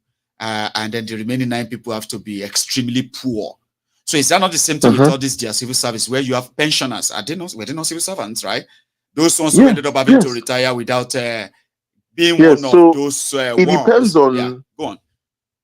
So it depends, civil service. If you align yourself very well, you have mentors that are up there that they are mentoring and grooming you to succeed. You'll be fine. You'll be very fine. And that's what you mean by that long-term suffering. There are some of them that are already doomed for suffering, whose pensions are going to be stolen, their salary are going to be stolen. But there are those who are going to do the job of that stealing. Those are the selected ones, right? So those are the ones that will become bosses over time. Become directors and PAM secretaries. That's how they, so it's staying power. It's staying power. When I was at the airport, I traveled to Nigeria and I didn't go with my Nigerian passport. They gave me emergency travel document, and then I flew with my British passport. So on my way coming back, they said to me, "Oh, I cannot fly back to the UK because I have to stamp my British passport with a Nigerian visa." I said to them, "Do you know what? I came with an emergency travel document that states I can travel and I can go out because number one, I have a British passport, so I can, you can't stop me from going to where I'm going to go to. So you know how they are there. They called one of their staff members to take my bag away and put my bag away. So I started laughing. They said, "Why are you laughing now?" We are discussing my document. No, I allowed them to take my bag away. I didn't even argue with them. I was just laughing. They said, "Why are you laughing?" They said, "I cannot go on that flight too." I said, "That's no problem. That you people are going to make me very rich today." They said, "What do I mean by that?" I said, by law, by international law, you are broken international law already. So why don't you just book me in Sheraton for me to stay? Because I don't mind if I miss my flight. At least. They say, "Oh," I said, "What?" They asked me, "Oh, why am I talking?" I said, No, you broke international law because number one, I'm a British citizen, and I'm going to my home country. I can't go back. I hold me down here, so I'm very happy. Please hold my bag. Let me just speak to one of your managers there and tell them, international law that you've broken it. That I'm going to sue you. Just make sure you book Sheraton for me. You went there to do. I know my rights, and I know why. I just sat down there. I don't know. No, see, Maiyegun, when you know the law, you will just calm. There's no point to be arguing with anybody. I said, "No, what? I will miss my flight, and that's fine. I'll miss my flight, but so when they saw that I didn't shift my position to bribe them, that same person that carried my bag brought my bag back. And I passed through that place. They searched me. I went upstairs where those custom people were there. They were searching my pocket. They saw Naira. They said, "Why don't I leave this Naira for them?" I said, "No, I'm not going to leave this Naira for you. I won't." My main Naira that was with me. So, I should leave the Naira for them. I said, "No, I'm not going. He just very calmly without. I said, no, I won't need my naira for you. I got on that part again. They were searching through my hand luggage. You saw my laptop there. And I'll leave your laptop. I said, I can't leave my laptop with you. I should leave my laptop, my working laptop, with the one I need to take job. Leave you my laptop. I said, out of everything. That's no problem. Can even leave you my box. Take my box, take the clothes. Why are you mad? See, Michael, I was so drenched with just saying no through all that process that eventually when I entered the gates, I was just so tired. I had to call my parents to say, you know what, I've gone through different obstacles to get to where they play. I was out of credit and everything. But one thing that stood out for me was that I was so distressed. Then a young boy, probably a teenage young boy, was a cleaner there. I said, can I use your phone to call my parents, because I just need to let them know that I'm fine. I'm just being delayed. So he gave me his phone, and I called my parents. Dad and Mom, I'm about to leave. Nigeria. Everything is fine now. I've gone through the rigorous, Nigerian customs. Okay, no problem. That's fine. And I gave the book back to phone. I had about 20,000 naira. That was way back in 2017. 20K. I said, take, because that's the guy. I gave everything I had, all the Nigerian naira. I'm sure it was more than 20K, but just gave me like a large bundle to give it to him for using his phone for just barely a minute. And he said to me, no, sir, I don't want your money. I just want to bless you. My heart, I knew that in all the rubbish that is going on, there are some people that God has preserved for the right things. When that time comes back, I didn't see that coming. Maiyegun, that time will come whereby, people that have conscience and people that really want to do the job and people that fear God. Because he saw that I was distressed. Control, and it's just like that. And I begged him for 1 minute, and he gave me his phone, and I gave him all the money I had. All the money I had. It was more than 20K, I'm sure. He said to me, no, sir, I just want to bless you. I said to myself, you know what? No matter how much I complain, there are still people out there that want to do the right thing. And I sincerely pray and I hope that when that time comes, they will still be preserved, because Maiyegun, the ones that we have now, is hopeless. It's really hopeless. But let me leave you. It's a sorry case, man. You just got all of us emotional now. I didn't see that coming.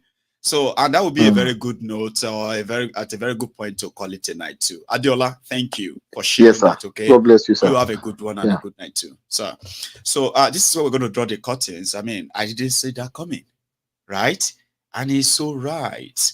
And I actually feel for some of you who are doing everything within your own small space, doing the right thing, making sure that you never really get yourself involved in any of all these wrongdoings and those who are enabling them.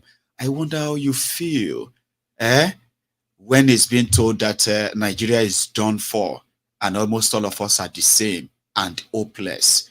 I wonder how you feel. So Adiola, thank you for sharing that with us.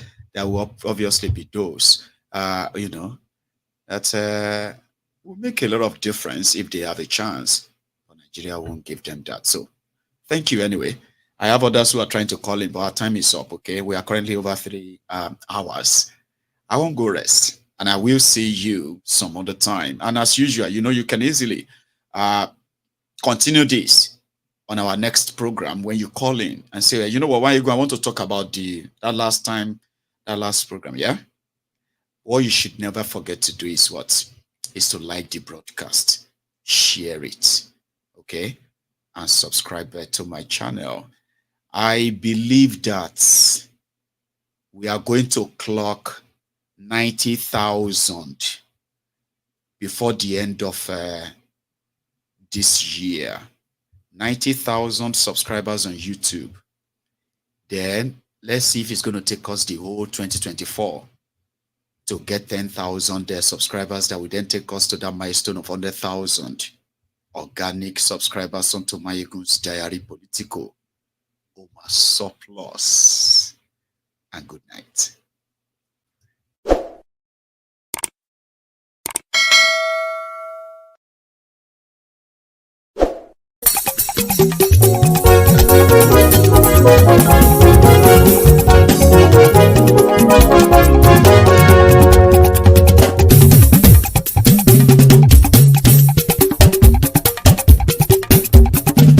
Maiyegun làwa mọ̀ làmọ̀ tó dòdòdò.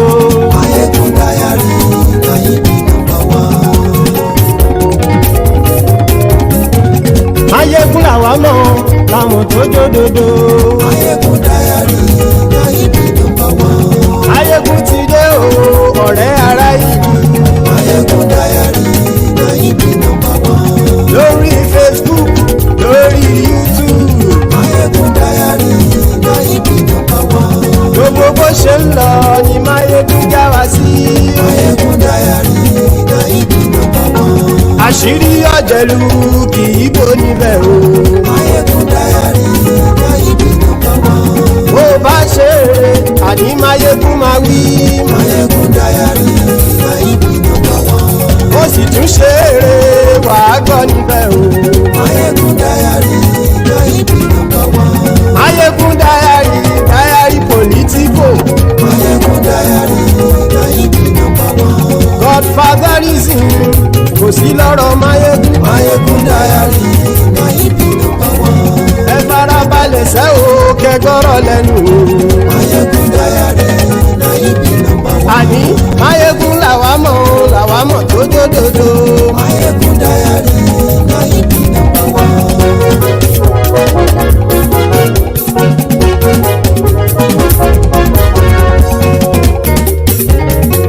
Àní ẹ̀sùn rákì. Maiyegun ti dé. Maiyegun ti dé. Ọ̀jẹ̀lú ẹ̀sùn rákì. Maiyegun ti dé. Àní ẹ̀sùn rákì. Maiyegun ti dé. Lórí Facebook. Maiyegun ti dé. Àní ẹ̀sùn rákì. Maiyegun ti dé. Lórí YouTube. Maiyegun ti dé. Àní ẹ̀sùn rákì. Maiyegun ti dé. Bọ́ba bá gbé wúrẹ́. Maiyegun máa wí. Àní ẹ̀sùn rákì. Maiyegun ti dé. Ijó ìgbádìyẹ. Maiyegun máa wí. Àní ẹ̀sùn rákì. Maiyegun ti dé. Presido bá rúfin o. Maiyegun máa wí. Àní ẹ̀sùn rákì. Maiyegun ti dé. Kí gómìnà kówó jẹ. Maiyegun máa wí. Àní ẹ̀sùn rákì. Maiyegun ti dé. Ọlọ́pàá ti ń darí bá. Maiyegun máa wí. Àní ẹ̀sùn rákì. Maiyegun ti dé.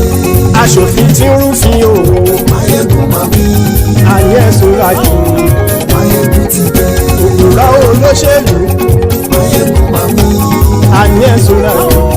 Maiyegun ti dé. Ọ̀jẹ̀lú ẹ̀sùn rákì. Maiyegun ti dé.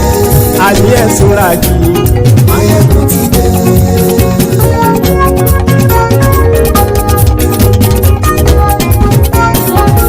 Maiyegun ti dé. Gbogbo ọ̀jẹ̀lú ẹ̀sùn rákì. Maiyegun ti dé. Gbogbo ọ̀jẹ̀lú ẹ̀sùn rákì. Ṣùgbọ́n ní bá ti ṣe èyí tó yẹ kí wọ́n ṣe, ọmọ bá dèrò ní fi wọ́n níran o. Maiyegun ti dé. Gbogbo ọ̀jẹ̀lú ẹ̀sùn rákì. Maiyegun ti dé. Gbogbo ọ̀jẹ̀lú ẹ̀sùn rákì.